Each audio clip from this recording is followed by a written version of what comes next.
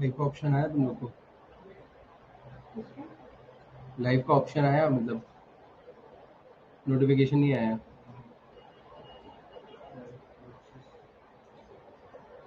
Hello, is it Audible now? आवाज आ रही है आप लोग को मेरी? आ गया? तुम्हें नोटिफिकेशन आया था क्या? ठीक है, अंदर चले जाओ तुम।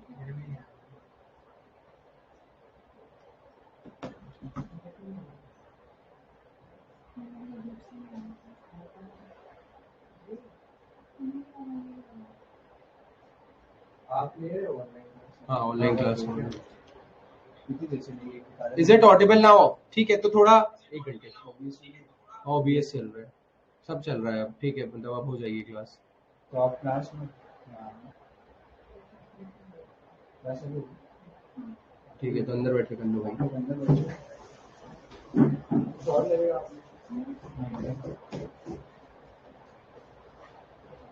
चलो,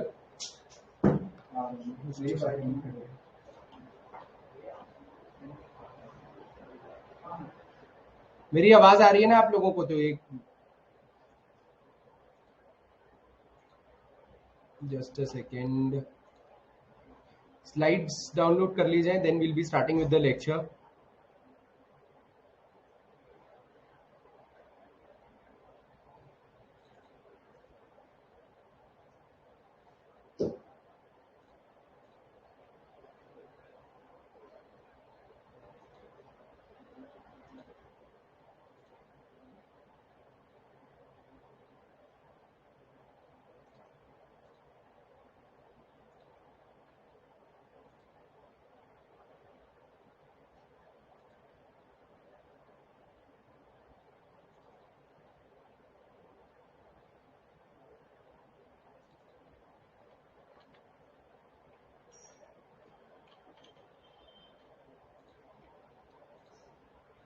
okay, so a very good evening, good morning to all of you. मेरा नाम प्रखर श्रीवास्तव है and I welcome you to exam originals.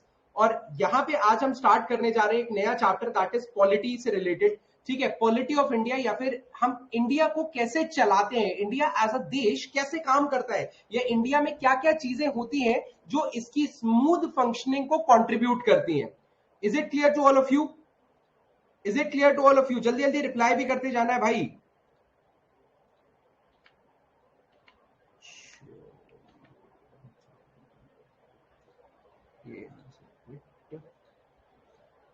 Good, just a second, आपकी स्लाइड्स आ जाएंगी 1 सेकेंड में।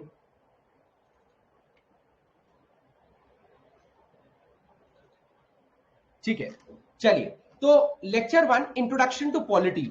आई होप आपको सब चीजें क्लियरली समझ में आ रही होंगी। अभी तक सब क्लियर होगा, आवाज क्लियर आ रही है, मैं क्लियर दिख रहा हूं, मेरी स्लाइड्स क्लियर दिख रही हैं। और अब हम स्टार्ट करने जा रहे हैं पॉलिटी। पॉलिटी क्या होता है? Polity is all about administration of a country. एक कंट्री कैसे चलती है, उसमें क्या क्या चीजें होती हैं, क्या क्या विंग्स होते हैं, क्या क्या डिपार्टमेंट्स होते हैं, हमें इन सब चीजों के बारे में पढ़ना, तब हम पॉलिटी ऑफ इंडिया को समझ पाएंगे। पॉलिटी ऑफ इंडिया को समझने के लिए हमें कुछ चीजों को समझना जरूरी है। सबसे पहले कि पॉलिटी, देखो, अब किसी भी कंट्री को चलाना है, या किसी भी कंपनी को चलाना है, या आपके घर को भी चलाना है, मम्मी जैसे घर को भी चलाती है, कोई भी कुछ भी चलाना है अगर, तो सबसे पहले बेसिक सेट ऑफ रूल्स होने चाहिए कि सब इसके हिसाब से काम करेंगे, इसके हिसाब से चीजें होंगी, इसके हिसाब से चीजें नहीं होंगी। ठीक है, just second.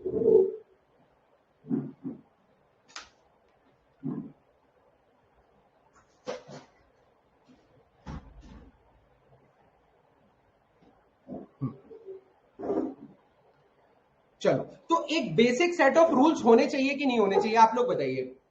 Is it clear to all of you? एक बेसिक सेट ऑफ रूल्स होने चाहिए कि नहीं होने चाहिए? अरे भाई रिप्लाई करो, राकेश, सुशांत, जल्दी जल्दी रिप्लाई करो। एक बेसिक, अगर किसी कंपनी को, किसी देश को, घर को, किसी भी चीज को चलाना है, तो एक बेसिक सेट ऑफ रूल्स होना चाहिए। बिल्कुल होना चाहिए, एग्जैक्टली होना ही चाहिए। सेकेंड पॉइंट, अब अगर रूल्स होंगे तो उन रूल्स का पालन हो रहा है कि नहीं, ये चेक करना चाहिए। करना चाहिए कि नहीं करना चाहिए? रूल्स बना दिए, रूल के हिसाब से काम भी होगा कि नहीं होगा? पहली बात तो हमें रूल्स बनाने हैं, रूल्स के हिसाब से हमें काम करना है, और काम ठीक से हो रहा है कि नहीं हो रहा है ये देखना है। तो 3 बॉडीज आपको समझ में आई। किसी भी जगह, चाहे आपका घर हो, चाहे कोई कंपनी हो, चाहे इंडिया हो, हमें ये तीन बॉडीज का होना बहुत ज्यादा जरूरी है। इन तीन बॉडीज का होना बहुत ज्यादा जरूरी है। कौन कौन सी है वो तीन बॉडीज? सबसे पहली बॉडी है रूल्स बनाने वाली बॉडी, सेकेंड रूल्स को इंप्लीमेंट करने वाली बॉडी, और थर्ड रूल्स का इंप्लीमेंटेशन सही हो रहा है कि नहीं ये चेक करने वाली, कहीं कोई रूल तोड़ तो नहीं रहा है। तो हम पूरी पॉलिटी में ये तीन चीजें पढ़ेंगे। अब ये तीन चीजें कहां लिखी हुई हैं? हमारे कॉन्स्टिट्यूशन में लिखी हुई है। तो चौथी चीज हमें क्या पढ़नी है पॉलिटी में? कॉन्स्टिट्यूशन पढ़ना है। यहां तक सबको समझ में आया? यहां तक सबको समझ में आ गया? पॉलिटी कुछ भी नहीं है, इससे 1 रुपए का भी बाहर नहीं जाएगा, इससे एक कदम भी हम बाहर नहीं जाएंगे। तो जो हमारा दायरा है पॉलिटी का, जो हम पढ़ने वाले पॉलिटी के अंदर, वो क्या है? रूल्स बनाता कौन है, रूल्स को इंप्लीमेंट कौन करता है, रूल्स को चेक कौन करता है, और ये तीनों चीजें कहां लिखी हुई है? हमारे कॉन्स्टिट्यूशन में लिखी हुई है। ठीक है, तो अब हम थोड़ा सा कॉन्स्टिट्यूशन समझ लेते हैं। अब ये नया बैच स्टार्ट हो रहा था, तो we have already included a lot of things, but नए बैच के लिए अभी बिल्कुल भी टाइम नहीं है, हम बहुत ज्यादा लेट हो चुके हैं, ये मैं आपको लास्ट में करवा दूंगा। तो पॉलिटी कुछ नहीं होती है, पॉलिटी को आप एक कंपनी से रिलेट कर सकते हो। एक कंपनी को चलाना पड़ता है ना, जैसे एक कंपनी को जिस तरीके से चलाना पड़ता है ना, एक कंपनी को जिस तरीके से चलाना पड़ता है, बस सेम एक कंपनी, और वहीं पे आप ले लो इंडिया। तो सेम इंडिया को चलाने के लिए कुछ रूल मेकिंग, रूल इंप्लीमेंटेशन और रूल की चेकिंग, और ये चारों चीजें कहां आएंगी? कॉन्स्टिट्यूशन में आएंगी।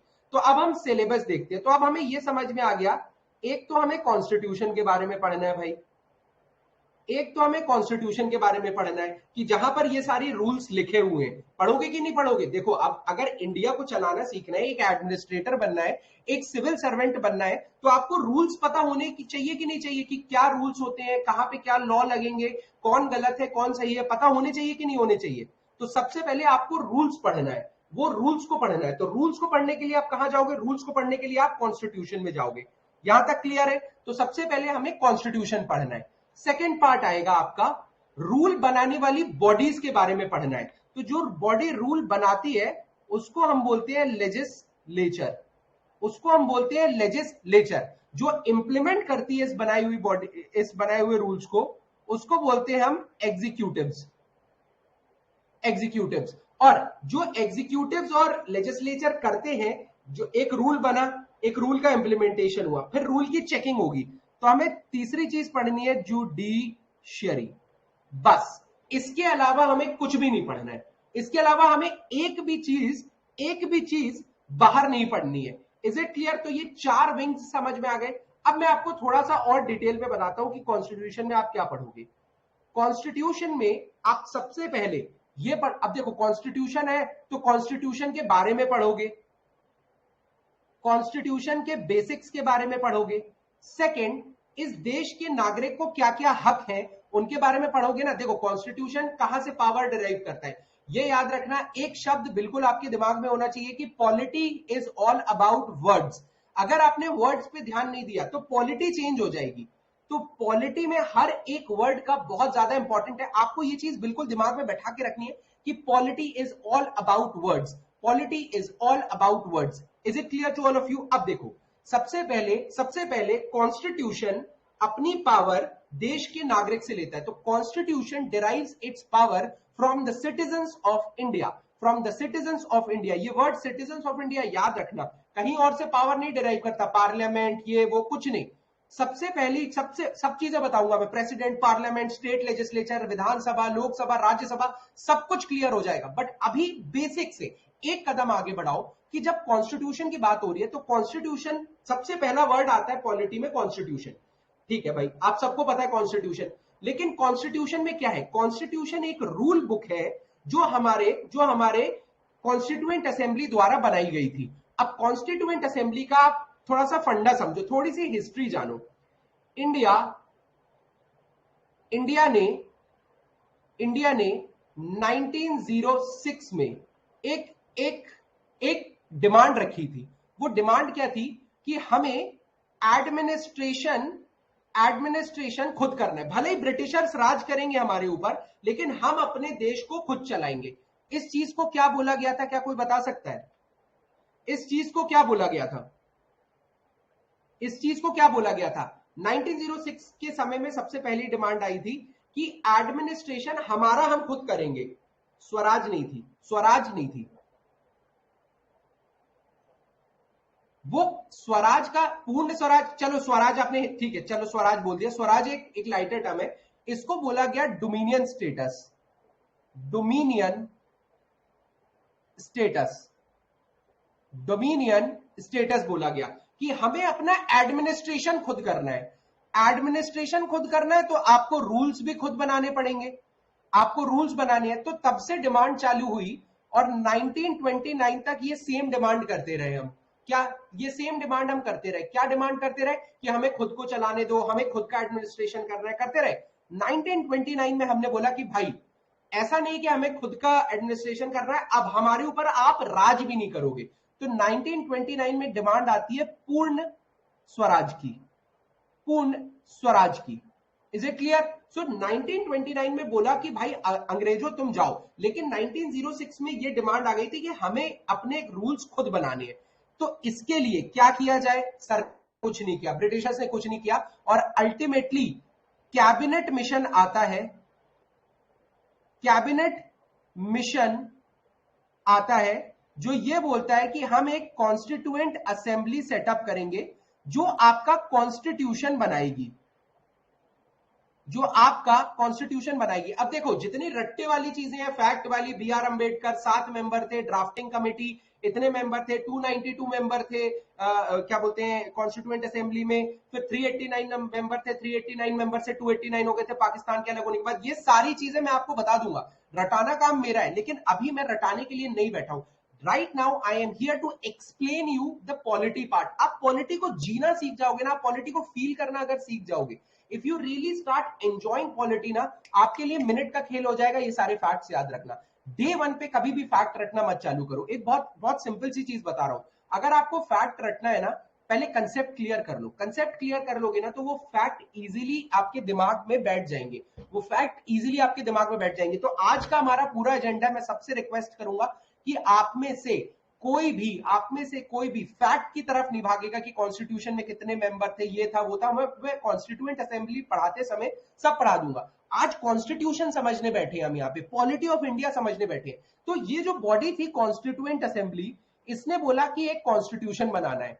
हमारे यहाँ के टॉप नॉच लॉयर्स बैठे और उन्होंने डिस्कस करके वर्ल्ड का सबसे लंबा कॉन्स्टिट्यूशन डिजाइन किया। लंबा क्यों किया? क्योंकि इंडिया में डाइवर्सिटी ज्यादा है, हर रिलीजन को, हर कास्ट को, हर तबके को वैल्यू देनी थी, हमें हर किसी के इंटरेस्ट को दिमाग में रखना था। ऐसा ना हो कि हम ये करें तो इसका इंटरेस्ट ब्रीच हो जाए, ये करें तो इसका इंटरेस्ट ब्रीच हो जाए। तो हमें इतनी बड़ी, इतनी डाइवर्स कम्युनिटी को सर्व करना था, इसी वजह से हमारा कॉन्स्टिट्यूशन बहुत लंबा हो गया। प्लस लंबा कॉन्स्टिट्यूशन का सेकंड रीजन क्या था कि हम कोई भी डिस्प्यूट नहीं चाहते थे। हम चाहते थे हर चीज से रिलेटेड जो फैक्ट्स है, हर चीज से रिलेटेड जो भी इश्यूज हैं, वो हमारे कॉन्स्टिट्यूशन के अंदर आ जाए। तो जितनी मोटी हो सके बनाओ, लेकिन बाद में डिस्प्यूट नहीं होना चाहिए कि अरे ये तो कॉन्स्टिट्यूशन में दिया ही नहीं हुआ है। इसीलिए हमारा कॉन्स्टिट्यूशन ऑर्गेनिक बनाया गया। ये वर्ड सेकंड आपको याद रखना है, ऑर्गेनिक। ठीक है, ऑर्गेनिक का क्या मतलब है? ऑर्गेनिक जो ग्रो करता है। तो हमारा कॉन्स्टिट्यूशन ग्रो करता है, हमारे यहाँ कॉन्स्टिट्यूशन बदलना मुश्किल नहीं है। अगर हम कोई आर्टिकल ऐड करना चाहे तो उसको क्लैप करके स्वागत किया जाता है उसका। क्यों? क्योंकि हम एक और क्लियरिटी ला रहे हैं एडमिनिस्ट्रेशन ऑफ द कंट्री में। जितने आर्टिकल होंगे कॉन्स्टिट्यूशन में, उतना ज्यादा क्लियरिटी आएगी, उतनी ज्यादा दिक्कतें कम होंगी। क्यों? क्योंकि अगर कोई दिक्कत हो रही है, आप सीधे कॉन्स्टिट्यूशन में देखो, इस आर्टिकल के तहत ये, इस आर्टिकल के तहत ये, इस आर्टिकल के तहत ये। बट आपको ये चीज समझ में आई कि कॉन्स्टिट्यूशन लंबा होना जरूरी क्यों है? क्योंकि क्लियरिटी रहती है। इसी वजह से हमारे जो फाउंडिंग फादर्स ऑफ कॉन्स्टिट्यूशन है, जिनमें सबसे बड़ा नाम बी आर अंबेडकर साहब का आता है, इनका कहना था कि हम सारे देशों का कॉन्स्टिट्यूशन पहले पढ़ेंगे, ठीक है, कि क्या क्या बेहतरीन है इनके कॉन्स्टिट्यूशन में, और इनके कॉन्स्टिट्यूशन से कुछ कुछ चीजें लेंगे और अपने कॉन्स्टिट्यूशन में इंडिया के हिसाब से भी कुछ चीजें डालेंगे।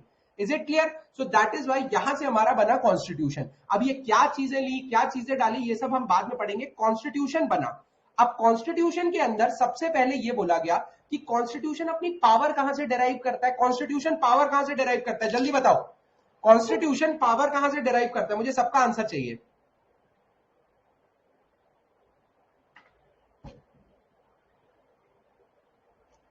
जो कॉन्स्टिट्यूशन है या संविधान है, उसको पावर कहां से मिलती है कोई भी चीज करने की? Very good, citizens of India से। जो भारत के नागरिक है ना, ये देते हैं कॉन्स्टिट्यूशन को पावर कि हाँ इसमें जो लिखा है वो सत्य है और देश में वो माना जाएगा। तो सिटीजन से पावर आती है। अब सिटीजन से पावर आती है तो सबसे पहले कॉन्स्टिट्यूशन में सिटीजन्स के बारे में ही लिखा जाना चाहिए। तो दैट इज वाई सबसे पहले तो कॉन्स्टिट्यूशन में कॉन्स्टिट्यूशन के बारे में लिखा रहेगा, सेकंड इंडिया के बारे में लिखा रहेगा कि इंडिया क्या है, और थर्ड आ जाता है अगर डिराइव कर रहा है कॉन्स्टिट्यूशन पावर सिटीजन से तो सिटीजन को भी तो कुछ देना पड़ेगा। तो कॉन्स्टिट्यूशन ने सिटीजन्स को दिए फंडामेंटल राइट्स।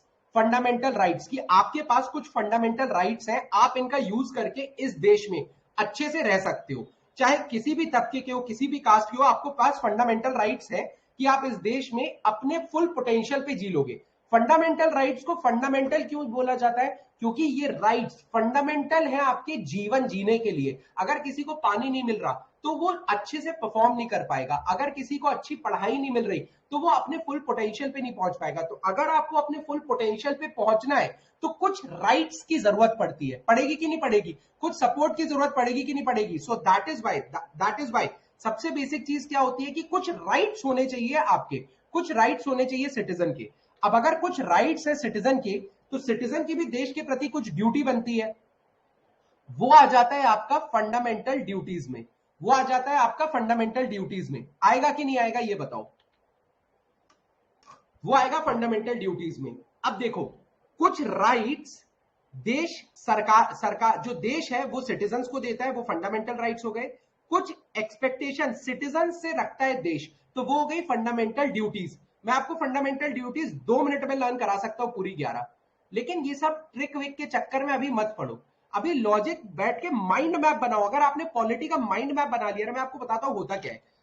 पढ़ने को बहुत सारी चीजें हैं, हम भी इतना सारा कंटेंट दे रहे हैं, आपके पास भी इतना सारा कंटेंट है, but at the end of the day एक समय बाद आपको ये चीज समझनी पड़ेगी कि आप बैठे हुए हैं और आपको रिवाइज करना है। जब तक आपके दिमाग में माइंड मैप नहीं होंगे ना, वो जाल नहीं बनेगा ना कि पॉलिटी क्या है, पॉलिटी के अंदर क्या क्या आता है। तो पॉलिटी के अंदर क्या क्या आता है ये आपको कैसे पता चलेगा? इस माइंड मैप से पता चलेगा, इस कनेक्टिविटी से पता चलेगा। अब देखो देश ने बोला कि यार हम सिटीजन के लिए कुछ करेंगे, लेकिन कुछ ऐसी चीजें हैं जो हम सिटीजन के लिए करना चाहते हैं बट हमारे पास पैसा नहीं है करने के लिए। होंगे कि नहीं होंगे ऐसी कुछ चीजें? मैं चाहता हूं मेरे देश का हर बच्चा टेक्नोलॉजी में साउंड हो, मैं हर बच्चे को लैपटॉप देना चाहता हूं। देना चाहेगा कि नहीं देना चाहेगा? देश बहुत कुछ करना चाहता है यार अपने सिटीजन्स के लिए, but at the end of the day पैसा सबसे बड़ी दिक्कत हो जाती है। तो फाइनेंसेस ना होने की वजह से कुछ चीजें हैं जो सरकार को करनी है, और वो चीजें दिमाग में भी रखनी चाहिए रूल्स बनाते समय कि हाँ हमें ये करना है सिटीजन्स के लिए, लेकिन ये डायरेक्टली सरकार नहीं कर सकती क्योंकि पैसा ही नहीं है। इन चीजों को बोला जाता है डीपीएसपी, इन चीजों को बोला जाता है DPSP, directive principles of state policy. तो जो स्टेट की पॉलिसी है उनको डायरेक्ट करने के लिए कुछ प्रिंसिपल्स बनाए गए कि आप इनके हित में काम करोगे, आप बेनिफिट दोगे, आप ये करोगे, आप वो करोगे। तो कुछ कुछ हक है जो नागरिक के हैं, लेकिन देश के पास पैसा नहीं है इसलिए सरकार नहीं कर पाती, या देश स्पेसिफिकली देश अपने लोगों के लिए नहीं कर पाता। ठीक है, तो उनको रखा गया डीपीएसपी में। अब याद रखना डीपीएसपी भी बहुत बहुत बहुत इंपॉर्टेंट है, लेकिन पैसा नहीं है तो इनको राइट्स नहीं माना गया है। राइट्स नहीं माना गया तो सिटीजन जान नहीं सकता कि ये मेरा अधिकार है, मुझे ये चीज मिलनी चाहिए। सरकार अपनी तरफ से पूरी कोशिश करेगी ये सब देने की, ठीक है, सरकार देना चाहे तो बिल्कुल देगी, लेकिन आप ये डिमांड नहीं कर सकते हो। समझ में आया? फंडामेंटल राइट और डीपीएसपी में डिफरेंस समझ में आया? फंडामेंटल राइट्स भी राइट्स है और डीपीएसपी भी राइट्स है, लेकिन फंडामेंटल राइट्स ऐसे हैं जो सरकार द्वारा आपको दिए गए हैं कि अगर आपको ना मिले तो आप आवाज उठा सकते हो, ये आपके जीवन जीने के लिए जरूरी है। बट डीपीएसपी कौन से राइट्स हैं जो सरकार आपको देना चाहती है? जैसे जैसे देश आगे बढ़ेगा, देश के पास पैसा आएगा, वैसे वैसे डीपीएसपी धीरे धीरे फंडामेंटल राइट्स बनते जाएंगे। डीपीएसपी फंडामेंटल ड्यूटीज और फंडामेंटल राइट्स में क्लियरिटी है आपको? एक हल्की क्लैरिटी। अभी बिल्कुल जो दिमाग आपका है ना, आपने पहले अगर पॉलिटी पढ़ा हो, पहले ये पढ़ा हो, वो पढ़ा हो, अभी सब छोड़ दो, अभी सिर्फ और सिर्फ कॉन्सेप्ट पे ध्यान दो। ठीक है, कि क्या है, आपने लिंक बनाई, कुछ राइट्स होते हैं जो मिलने चाहिए, कुछ ड्यूटीज होती है जो देनी है, कुछ राइट्स है जो मिलने चाहिए बट सरकार नहीं दे पाती। जब भी दे पाती है ना तो अपनी बेस्ट कोशिश करती है। ठीक है, तो याद रखना फंडामेंटल राइट्स एनफोर्सेबल होते हैं, मतलब आप इसके लिए कोर्ट में जा सकते हो कि मुझे मेरा राइट नहीं मिला। डीपीएसपी एनफोर्सेबल नहीं होते हैं, मतलब आप ये बोलने नहीं जा सकते कि यार मेरे को अच्छा खाना नहीं मिला। डीपीएसपी का एक एग्जांपल देता हूं। सरकार अपने लोगों को न्यूट्रिशियस फूड देना चाहेगी, क्यों? जिससे वो हेल्दी रहे। देना चाहेगी कि नहीं देना चाहेगी, ये बताओ। देना चाहेगी कि नहीं देना चाहेगी, बताओ। बिल्कुल देना चाहेगी यार। मैं सरकार, अगर सरकार है या देश है, वो अपने नागरिक को एक न्यूट्रिशियस फूड देना चाहता है, लेकिन हमारे पास पैसे नहीं है, तो सरकार पूरी कोशिश करेगी कि जहां पे दे सकती है वहां दे। बच्चों को दे सकती है तो मिड डे मील प्रोग्राम बना दिया, ठीक है। अगर बुजुर्गों को दे सकती है तो वहां दे दिया। प्रेग्नेंट लेडीज को दे सकती है तो मातृत्व अभियान बना दिया। तो जहां देना चाहिए धीरे धीरे धीरे धीरे सरकार कोशिश कर रही है और जा रही है। लेकिन आप जाके कोर्ट के सामने नहीं खड़े हो सकते कि मुझे बादाम और काजू नहीं मिला, मुझे न्यूट्रिशन नहीं मिला, क्योंकि ये एनफोर्सेबल नहीं है। सरकार जहां तक दे पाएगी देगी। अब इसके बाद क्या होता है, ये आपका पहला पार्ट हुआ जो आपको करना है। इसके बाद ऑब्वियस सी बात है, हमने एक चीज देखी कि कॉन्स्टिट्यूशन में कुछ रूल्स होते हैं, रूल्स अमेंड भी हो सकते हैं। ऑर्गेनिक की बात करी थी ना मैंने, यहां पे बोला था कि जो हमारा, कहा गया ऑर्गेनिक, कहा गया, मैंने बोला था ना कि हमारा कॉन्स्टिट्यूशन ऑर्गेनिक बनाया गया है। क्यों बनाया गया? ताकि सारी चीजें इंक्लूड करे और डिस्प्यूट का चांस ही नहीं रहे। अगर ऑर्गेनिक बनाया है, अगर ग्रो करता है, मतलब चेंजेस हो सकते हैं कॉन्स्टिट्यूशन में, उन चेंजेस को बोला जाता है अमेंडमेंट टू कॉन्स्टिट्यूशन। उन चेंजेस को बोला जाता है अमेंडमेंट टू कॉन्स्टिट्यूशन। तो हमें इसके बारे में पढ़ना है। प्लस देश एक तरीके से चलता है, लेकिन मान लीजिए कुछ ऊट पटांग चीजें हो जाती हैं, वॉर हो जाती है, कुछ इश्यूज हो जाते हैं, और कॉन्स्टिट्यूशन के जो रूल्स हैं उसके हिसाब से, जो रूल्स अभी तक हम पढ़ रहे हैं, fundamental right, fundamental duties, DPSP, amendment, अगर इनसे नहीं चल पाता है तो स्टेट ऑफ इमरजेंसी, कुछ इमरजेंसी की सिचुएशन है, तो उन कंडीशंस में देश कैसे काम करेगा वो आपको पढ़ना है, ठीक है। अगर उन कंडीशन में देश कैसे काम करेगा वो आपको पढ़ना है। इसके बाद देश के अंदर, ये आपको बेसिक समझ में आया यहां तक आपका एक मेजर पोर्शन कवर हो चुका है, एक मेजर पोर्शन कवर हो चुका है। इसके बाद आता है आपका अमेंडमेंट, आपने पढ़े, इमरजेंसी आपने पढ़ी। इसके बाद देश को चलाने के लिए हमने एक पूरी कंट्री को छोटे छोटे स्टेट्स में बांटा है कि नहीं बांटा है? छोटे छोटे स्टेट्स में बांटा है कि नहीं बांटा है, ये बताइए। बांटा है कि नहीं बांटा है? बिल्कुल बांटा है। तो अब अगर हमने इन स्टेट्स में बांटा है तो आपको यह भी पता होना चाहिए कि इन स्टेट्स का कुछ हक है। एक सेंटर है, एक स्टेट है। हो सकता है दो स्टेटों के बीच में लड़ाई हो जाए, हो सकता है सेंटर और स्टेट के बीच में लड़ाई हो जाए, तो इनसे रिलेटेड लॉज भी तो लिखे होने चाहिए कॉन्स्टिट्यूशन में। तो इसके बाद नेक्स्ट पार्ट आपका चालू होता है सेंटर स्टेट रिलेशन से। Centre state relation, centre state relation की कैसा रिलेशन रहेगा, मतलब जो बोलते हैं ना कि सेंटर कैसे, सेंटर की क्या जवाबदारी है स्टेट के प्रति, स्टेट की क्या जवाबदारी है सेंटर के प्रति, ये सारी चीजें आपको पढ़नी पड़ेगी कि नहीं? बिल्कुल पढ़नी पड़ेगी, तभी तो आप देश चलाना सीखोगे। और अल्टीमेटली आ जाता है आपका एडमिनिस्ट्रेशन वाला पार्ट, ठीक है, जिसके अंदर पार्लियामेंट्री सिस्टम, बहुत सारी चीजें रहेंगी। बट कॉन्स्टिट्यूशन, बेसिकली कॉन्स्टिट्यूशन के अंदर हमें ये चीजों को पढ़ना है। अब सेकेंड बॉडी आती है आपको, आप ये सारे जो रूल्स हैं वो कोई बॉडी बनाएगी, उस बॉडी के बारे में पढ़ना है जिसको हम बोलते हैं पार्लियामेंट। स्टेट लेवल पे होती है पार्लियामेंट, और सॉरी सेंटर लेवल पे होती है पार्लियामेंट, और स्टेट लेवल पे होती है स्टेट लेजिस्लेचर। स्टेट लेजिस्लेचर ये क्या करती है? रूल बनाती है। पार्लियामेंट देश के लिए रूल बनाती है, स्टेट लेजिस्लेचर स्टेट के लिए रूल बनाती है। कोई रूल बनाएगा कि नहीं बनाएगा? कोई रूल बनाएगा कि नहीं बनाएगा, ये बताओ। कोई तो रूल बनाएगा। अब पार्लियामेंट के अंदर बहुत सारे लोग आ जाते हैं, पार्लियामेंट के अंदर आपके मेंबर ऑफ पार्लियामेंट रहते हैं, इनके बारे में पढ़ना है। मेंबर ऑफ पार्लियामेंट में ही आपका प्राइम मिनिस्टर आ जाएगा, उनके बारे में पढ़ना है। फिर प्रेसिडेंट के बारे में भी पढ़ना है भाई।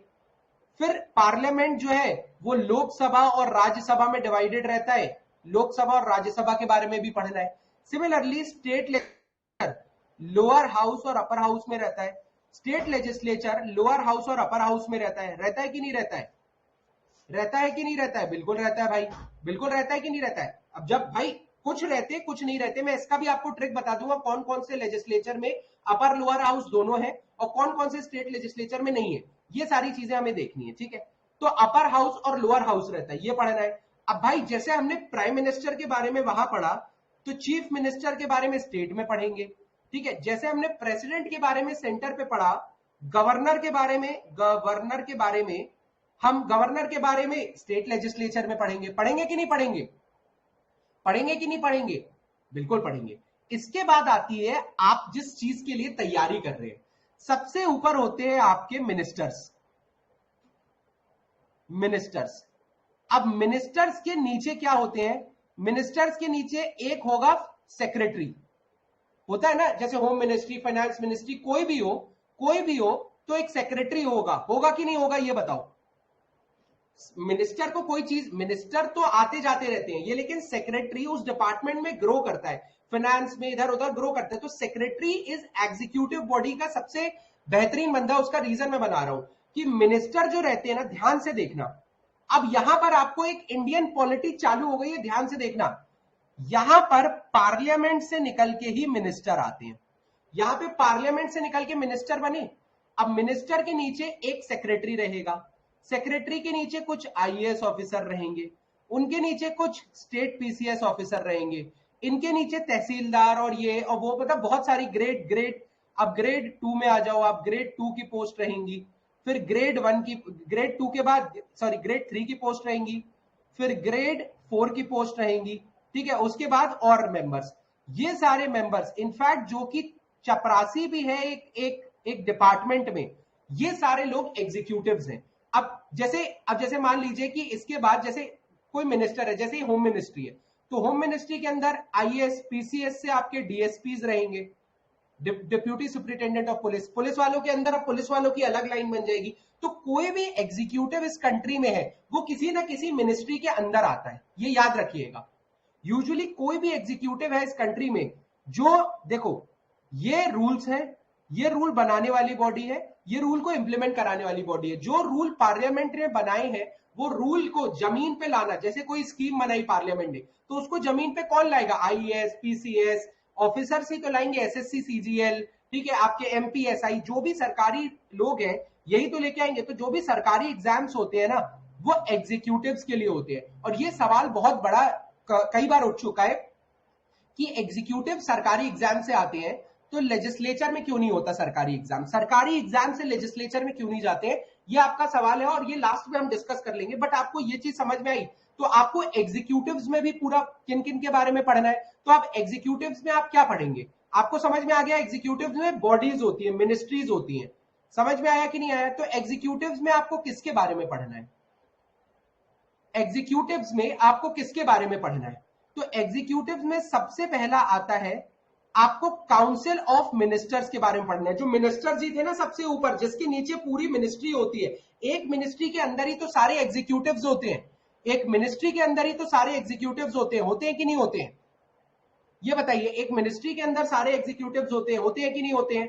एग्जीक्यूटिव बाहर नहीं होता है। हर पूरा देश का एडमिनिस्ट्रेशन इतना बढ़िया सजाया गया है कि रूल मेकिंग बॉडी अलग है, इंप्लीमेंटेशन बॉडी मिनिस्ट्रीज में डिवाइडेड है, मिनिस्ट्रीज के अंदर डिपार्टमेंट्स होते हैं, डिपार्टमेंट्स के अंदर ऑफिसर्स होते हैं, ऑफिसर्स के अंदर जूनियर ऑफिसर्स होते हैं, जूनियर ऑफिसर्स के नीचे और नीचे वाले ऑफिसर्स होते हैं। तो पूरा जो फंडा है वो किसके अराउंड रिवॉल्व करता है? वो मिनिस्टर जी के अराउंड रिवॉल्व करता है पूरे। आप इनफैक्ट एक बेसिकली एक ग्रेड 4 का भी पर्सन ले लो ना, उसकी भी सैलरी अगर सेंट्रल गवर्नमेंट है तो सेंट्रल मिनिस्ट्री से, और अगर स्टेट गवर्नमेंट है तो स्टेट मिनिस्ट्री से पैसा आएगा। बट ये सब एग्जीक्यूटिव बॉडीज के अंदर आते हैं। तो सबसे पहले आपको मिनिस्टर्स के बारे में पढ़ना पड़ेगा, मिनिस्टर्स की पावर क्या होती है, एग्जीक्यूटिव्स क्या होते हैं।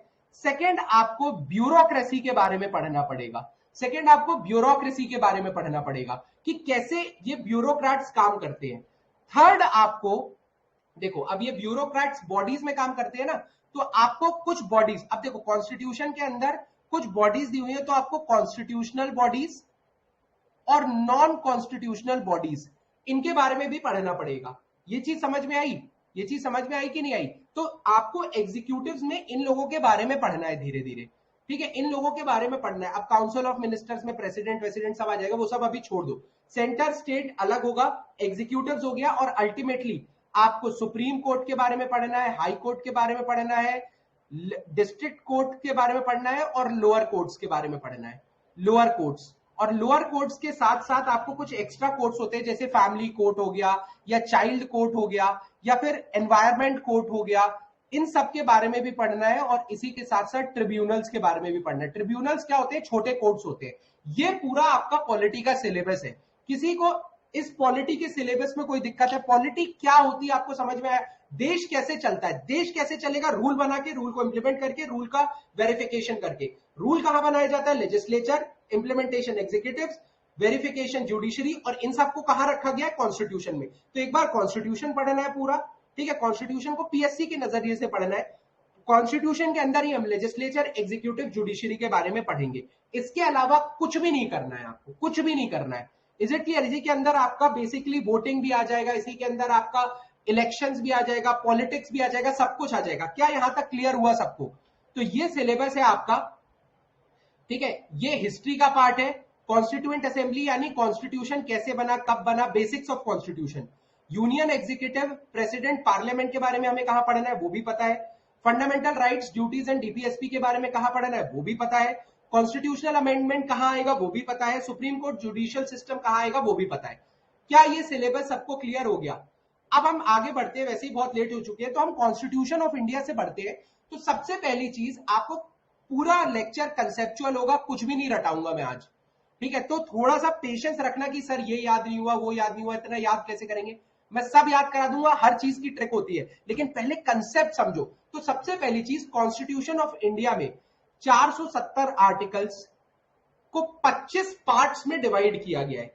जैसे ये हमने बनाया है ना, जैसे अभी हमने इसको 4 पार्ट में डिवाइड किया, अब इसको और ज्यादा बेटर एडमिनिस्ट्रेशन के लिए हमने 25 पार्ट्स में डिवाइड किया है और 12 शेड्यूल्स में डिवाइड किया हुआ है। ये 12 शेड्यूल्स क्या होते हैं, 25 पार्ट्स क्या होते हैं, 470 क्या होता है, इसको सब पता चलेगा। अभी बस कॉन्स्टिट्यूशन को फील करो कि कॉन्स्टिट्यूशन क्या है। एक बॉडी है, कॉन्स्टिट्यूशन एक बुक है, कॉन्स्टिट्यूशन एक रूल बुक है जिसके हिसाब से मेरा देश चलता है, जिसमें रूल्स होते हैं, रूल्स को इंप्लीमेंटेशन करने वाली बॉडीज होती हैं और रूल्स को चेक बैक करने वाली बॉडीज होती हैं। अब ये डॉक्यूमेंट को स्पेशल लीगल सैंक्टिटी क्यों कहा जाता है? ये लीगल क्यों है? क्योंकि ये लीगली अपनी पावर पीपल ऑफ इंडिया से डिराइव करता है, पीपल ऑफ इंडिया से डिराइव करता है, और पीपल ऑफ इंडिया से डिराइव करता है। ये चीज समझ में आ गई? अब हम बढ़ते हैं छोटे छोटे कॉन्सेप्ट की तरफ। तो कॉन्सेप्ट से पहले अब हम स्टार्ट करने वाले सबसे पहला कॉन्स्टिट्यूशन का, ठीक है? हम स्टार्ट करने वाले हैं सबसे पहला चैप्टर कॉन्स्टिट्यूशन का। देखिए, कॉन्स्टिट्यूशन सबसे पहली चीज आपको पता है क्या है? ऑर्गेनिक इन नेचर है। ऑर्गेनिक इन नेचर का क्या मतलब है? कि ये ग्रो करता है, ये ग्रो करता है, लेकिन ग्रो करता है, लेकिन क्या इसमें चेंजेस करना काफी आसान है? क्या इसमें हम एक सेकेंड मेरी कॉपी में ले आओ, फिर हम कंटिन्यू करते हैं।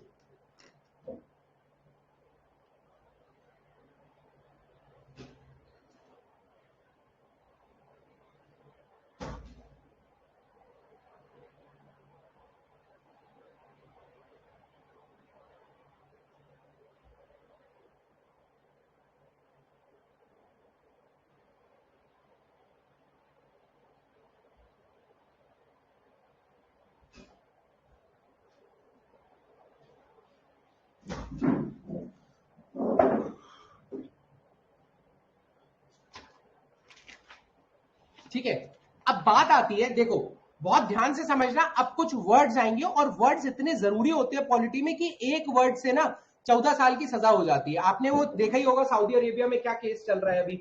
सो that is why word to word बहुत इंपॉर्टेंट है। तो सबसे पहली चीज आपको, सबसे पहले ये चीज पता होना चाहिए, जो कॉन्स्टिट्यूशन है that is fundamental and organic in nature. ये सब आपको किताबों में नहीं मिलेगा। किताबों में आपको रूल्स मिल जाएंगे, लक्ष्मीकांत में भी आपको बहुत सारी चीजें मिल जाएंगी जो लिखी हुई है। जो देखिए, कॉन्स्टिट्यूशन का एक बोल सकते हैं, कॉन्स्टिट्यूशन की एक समरी जो है वो लक्ष्मीकांत है, बट पीएससी के लिए आपको बेसिक समझना पड़ेगा एक कॉन्स्टिट्यूशन क्या होता है। तो कॉन्स्टिट्यूशन जो है इंडिया का, वो ऑर्गेनिक इन नेचर होता है और दूसरा फंडामेंटल होता है। फंडामेंटल। अब ऑर्गेनिक इन नेचर क्यों होता है? क्योंकि ये ग्रो करता है। फंडामेंटल क्यों होता है? क्योंकि ये गवर्नेंस के लिए सुप्रीम बुक है। अगर कोई भी डिस्प्यूट होगा इंडिया में, गवर्नेंस के लिए ये सुप्रीम बुक है।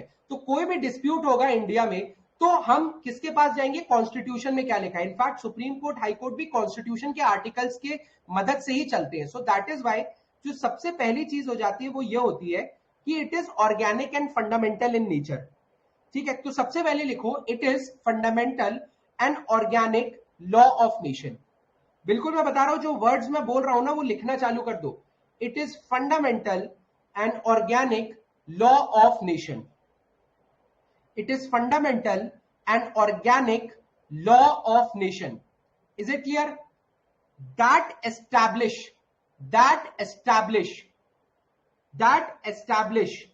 conception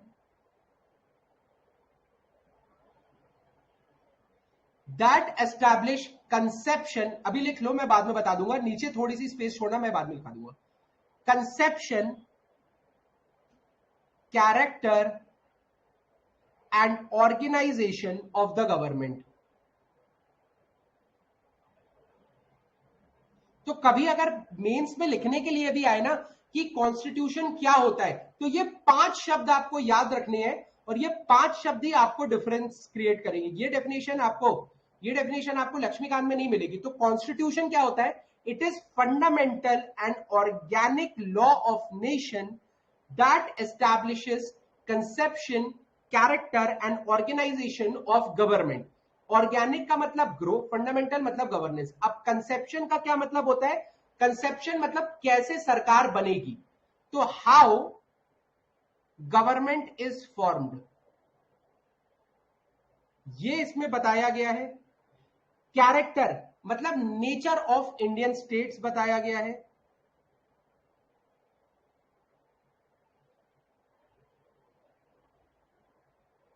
एंड ऑर्गेनाइजेशन यानी स्ट्रक्चर ऑफ गवर्नमेंट, ये बताया गया है। Is it clear? ये 5 शब्द में किसी को कोई डाउट है तो बता दो, क्योंकि भाई ये 5 शब्द ही अल्टीमेटली आपको मैं बता देता हूं। It is the fundamental and organic law of nation. It is fundamental and organic law of nation that establishes conception, character and organisation of government. मतलब कैसे सरकार बनेगी, क्या इंडियन स्टेट का नेचर होगा, क्या स्ट्रक्चर होगा गवर्नमेंट का, और ये बताता है। और प्लस ऑर्गेनिक है मतलब ये चेंज होता रहता है, फंडामेंटल है मतलब ये सुप्रीम है, इसी के हिसाब से देश चलेगा। ये 5 शब्द आपकी डेफिनेशन को एकदम अलग करते हैं और ये 5 शब्द ही एक्चुअल में डिफरेंस क्रिएट करते हैं। क्या यहां तक सबको समझ में आया? क्या यहां तक सबको समझ में आ गया?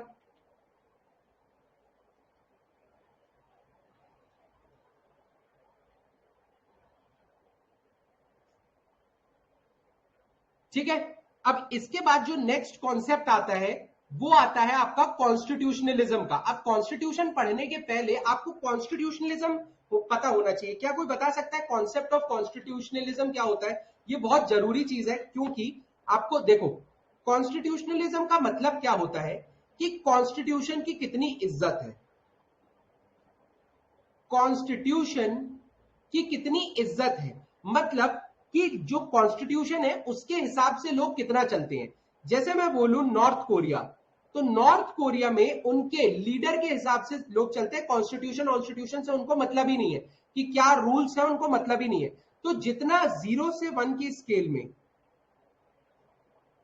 0 से 1 की स्केल में अगर आप नॉर्थ कोरिया हो तो आप यहां कहीं हो, ठीक है, आप लीबिया हो तो यहां कहीं हो, आप जिम्बाब्वे हो तो कहां यहां कहीं हो, क्योंकि इनके यहां रूल्स का मतलब नहीं होता। जो सरकार चाहती है वो होता है। आप ध्यान से समझना, हम पॉलिटी के अंदर घुस रहे हैं और यहां पर ही कॉन्सेप्ट आता है क्या सरकार अपनी मर्जी से सब कुछ कर सकती है? जी नहीं, हमारे यहाँ नहीं, बट हाँ कुछ देशों की सरकार है जो कर सकती है, उनके बोलेंगे कॉन्स्टिट्यूशनलिज्म कम है। तो आपको ये चीज समझ में आई? अगर मैं बात करूं कि कॉन्स्टिट्यूशन को सबसे ज्यादा इज्जत दी जाती है, तो वो देशों में आता है यूएस,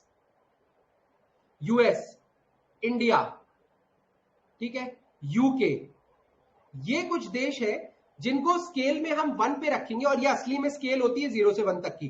तो कॉन्स्टिट्यूशनलिज्म में हम बोलेंगे कि इन एरिया में कॉन्स्टिट्यूशन के हिसाब से काम होता है, इसलिए इनके यहां कॉन्स्टिट्यूशनलिज्म हाई है, ठीक है, हाई लेवल ऑफ कॉन्स्टिट्यूशनलिज्म है। Is it clear? लेकिन नॉर्थ कोरिया जैसी जगह में कॉन्स्टिट्यूशन का कोई मतलब ही नहीं है, क्योंकि कॉन्स्टिट्यूशन अगर है भी तो भी कॉन्स्टिट्यूशन के हिसाब से काम नहीं होता है, तो भी कॉन्स्टिट्यूशन के हिसाब से काम नहीं होता है। Is it clear to all of you?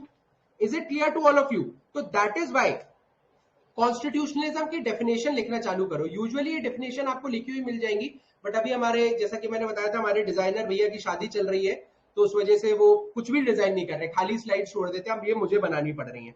ठीक है, तो अब मैं बता रहा हूं, यूपीएससी में इसका डायरेक्ट सवाल आ चुका है, इसका डायरेक्ट सवाल आ चुका है। और कॉन्स्टिट्यूशनलिज्म का दूसरा नाम है लिमिटेड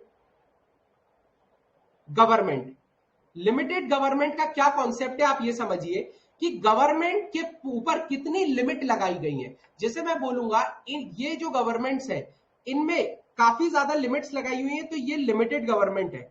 और ये वाली गवर्नमेंट जो होती है ये अनलिमिटेड गवर्नमेंट है, अनलिमिटेड पावर्स होती है और वो जो चाहे वो कर सकती है। तो कॉन्स्टिट्यूशनलिज्म का कॉन्सेप्ट समझ में आया। कॉन्स्टिट्यूशनलिज्म या लिमिटेड गवर्नमेंट का कॉन्सेप्ट होता है कि कितनी कॉन्स्टिट्यूशन की इज्जत है, कितना देश कॉन्स्टिट्यूशन के हिसाब से चलता है, और जो देश कॉन्स्टिट्यूशन के हिसाब से चलता है उसमें स्टेबिलिटी आती है, क्योंकि एक रूल्स के हिसाब से वो चल रहा है। स्टेबिलिटी आती है क्योंकि वो रूल्स के हिसाब से चल रहा है। और सेकेंडली क्या होता है, आप खुद देख सकते हैं, इन देशों में स्टेबिलिटी नहीं है। So that is why constitution होने का फायदा क्या है, एक रूल्स होते हैं, रूल्स पे चलते हैं, गलत गलत होता है, सही सही होता है। यहां पे एक गलत एक दिन गलत है, दूसरे दिन गलत सही हो जाता है, क्योंकि depending upon the choice of the leader. अगर आज उसको गलत लग रहा है तो गलत है, कल उसको सही लग रहा है तो सही हो जाएगा। लेकिन हमारे यहाँ रूल से चलते हैं। तो ये जो कॉन्सेप्ट है ये मैं इसलिए पढ़ा रहा हूं आपको, क्योंकि यूपीएससी में आ चुका है, एमपीपीएससी का लेवल बढ़ रहा है। एमपीपीएससी पहले जैसे आसान सवाल अब नहीं पूछेगा, ये चीज समझ लो। अगर आप लोगों को लगता है एमपीपीएससी बहुत आसान सवाल पूछने वाला है, एमपीपीएससी में बेसिकली जैसे सवाल पहले आते थे, इजी गोइंग सवाल आ गए, ये हो गया वो हो गया, अब नहीं आएगा। एमपीपीएससी का पिछले साल का पेपर थोड़ा टफ था, मेंस टफ था, बाकी सारे पीएससी ने अपना लेवल बढ़ाया। तो आपको कंसेप्ट के थोड़ा सा पास जाना पड़ेगा, रट्टाफिकेशन से दूर और कंसेप्ट के पास। सेकंड, आपको यूपीएससी के प्रीवियस ईयर क्वेश्चन आपको याद होने चाहिए, क्योंकि मुझे लगता है कम से कम 4 से 5 क्वेश्चन आपके इस साल के पीएससी में ये रिपीट होंगे। क्यों? क्योंकि एमपीपीएससी यूपीएससी जाने की कोशिश करेगा, यूपीएससी का लेवल टच करने की कोशिश करेगा। तो जो लोग पेपर बना रहे हैं वो यूपीएससी का पेपर देखेंगे, और अल्टीमेटली जब पेपर देखेंगे तो उनके दिमाग में अगर उनको कोई क्वेश्चन अच्छा लग रहा है तो वो इजीली रोपन कर लेंगे। एमपीपीएससी में क्वेश्चन रिपीट भी होते हैं, और मान के चलिए कि यूपीएससी से कम 4 से 5 क्वेश्चन आएंगे और कॉन्सेप्ट भी उसी लेवल के होंगे। तो लिमिटेड गवर्नमेंट का कॉन्सेप्ट आप सबको समझ में आ गया। ठीक है, लिमिटेड गवर्नमेंट का कॉन्सेप्ट आप सबको। यूके में कॉन्स्टिट्यूशन रिटन कॉन्स्टिट्यूशन नहीं है, कॉन्स्टिट्यूशन है, रिटन कॉन्स्टिट्यूशन नहीं है भाई। कॉन्स्टिट्यूशन तो है, अभी हम आगे पढ़ेंगे, कॉन्स्टिट्यूशन को भी रिटन और अनरिटन कॉन्स्टिट्यूशन में डिवाइड किया गया है। रूल्स उनके यहां भी है, लॉज उनके यहां भी है, और उनका पार्लियामेंट सबसे सुप्रीम होता है। आपको पता है, जो रूल्स पार्लियामेंट बना देता है ना, वहां पर वो सुप्रीम हो जाता है। Is it clear to all of you? So that is why UK की कहानी अलग है। देखो, हमारे यहाँ अभी सब पढ़ेंगे, थोड़ा सा सब्र रखो। हमारा पार्लियामेंट यूके का, हम भी पार्लियामेंट्री फॉर्म में, वो भी पार्लियामेंट्री फॉर्म में। पार्लियामेंट्री फॉर्म क्या होता है, बहुत सारे बच्चे ये पूछेंगे, मैं ये नहीं चाहता, कुछ भी मत करो, अभी सिर्फ समझो, अभी सिर्फ समझो। तो कॉन्स्टिट्यूशनलिज्म का मतलब लिमिटेड गवर्नमेंट है। लिमिटेड गवर्नमेंट का क्या फंडा है वो पता चल गया। अब बात आती है कॉन्स्टिट्यूशनलिज्म कैसे करें, एक कॉन्स्टिट्यूशन की इज्जत कैसे करें। देखो, अगर किसी एक के हाथ में पावर है, अगर किसी एक के हाथ में पावर है तो वो मोनोपोली हो जाती है, और उस केस में कभी भी उस इंसान से ज्यादा किसी की इज्जत नहीं होती है। हमारे हाथ में कॉन्स्टिट्यूशन पावर लेजिस्लेचर, एग्जीक्यूटिव्स और जुडिशरी को देता है। हमारे केस में जो पावर है वो एग्जीक्यूटिव्स, लेजिस्लेचर और जुडिशरी को देता है कि तुम लोग काम करो। लेकिन सबसे ज्यादा इज्जत किसकी होती है? कॉन्स्टिट्यूशन की होती है। हमारे यहाँ सबसे ज्यादा इज्जत किसकी होती है? कॉन्स्टिट्यूशन की होती है। तो दैट इज वाई इन देशों में कॉन्स्टिट्यूशन नहीं होता है। सो दैट इज, अब आपको समझना पड़ेगा कि कॉन्स्टिट्यूशन में पावर कहां होती है, पावर किसने देके रखी है। तो दो शब्द आते हैं, अब आपने बहुत बार पढ़ा होगा, डिवीजन ऑफ पावर और सेपरेशन ऑफ पावर। तो क्या आप बता सकते हो डिवीजन ऑफ पावर और सेपरेशन ऑफ पावर में क्या फर्क होता है? Division of power and separation of power में क्या फर्क होता है?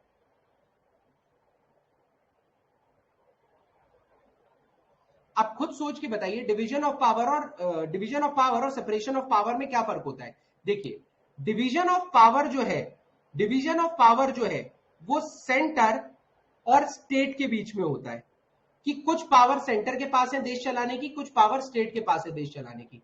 लेकिन सेपरेशन ऑफ पावर का क्या मतलब है कि अगर मैंने एक पावर किसी एक के हाथ में दे दी तो वो सुप्रीम बन जाएगा। यूके में क्या होता है, सारी पावर जो है वो उनके लेजिस्लेचर के पास है, तो लेजिस्लेचर सुप्रीम हो जाता है। मान लीजिए कोई गलत लॉ भी बना रहा है लेजिस्लेचर, तो उनका जुडिशरी आवाज नहीं उठा सकता।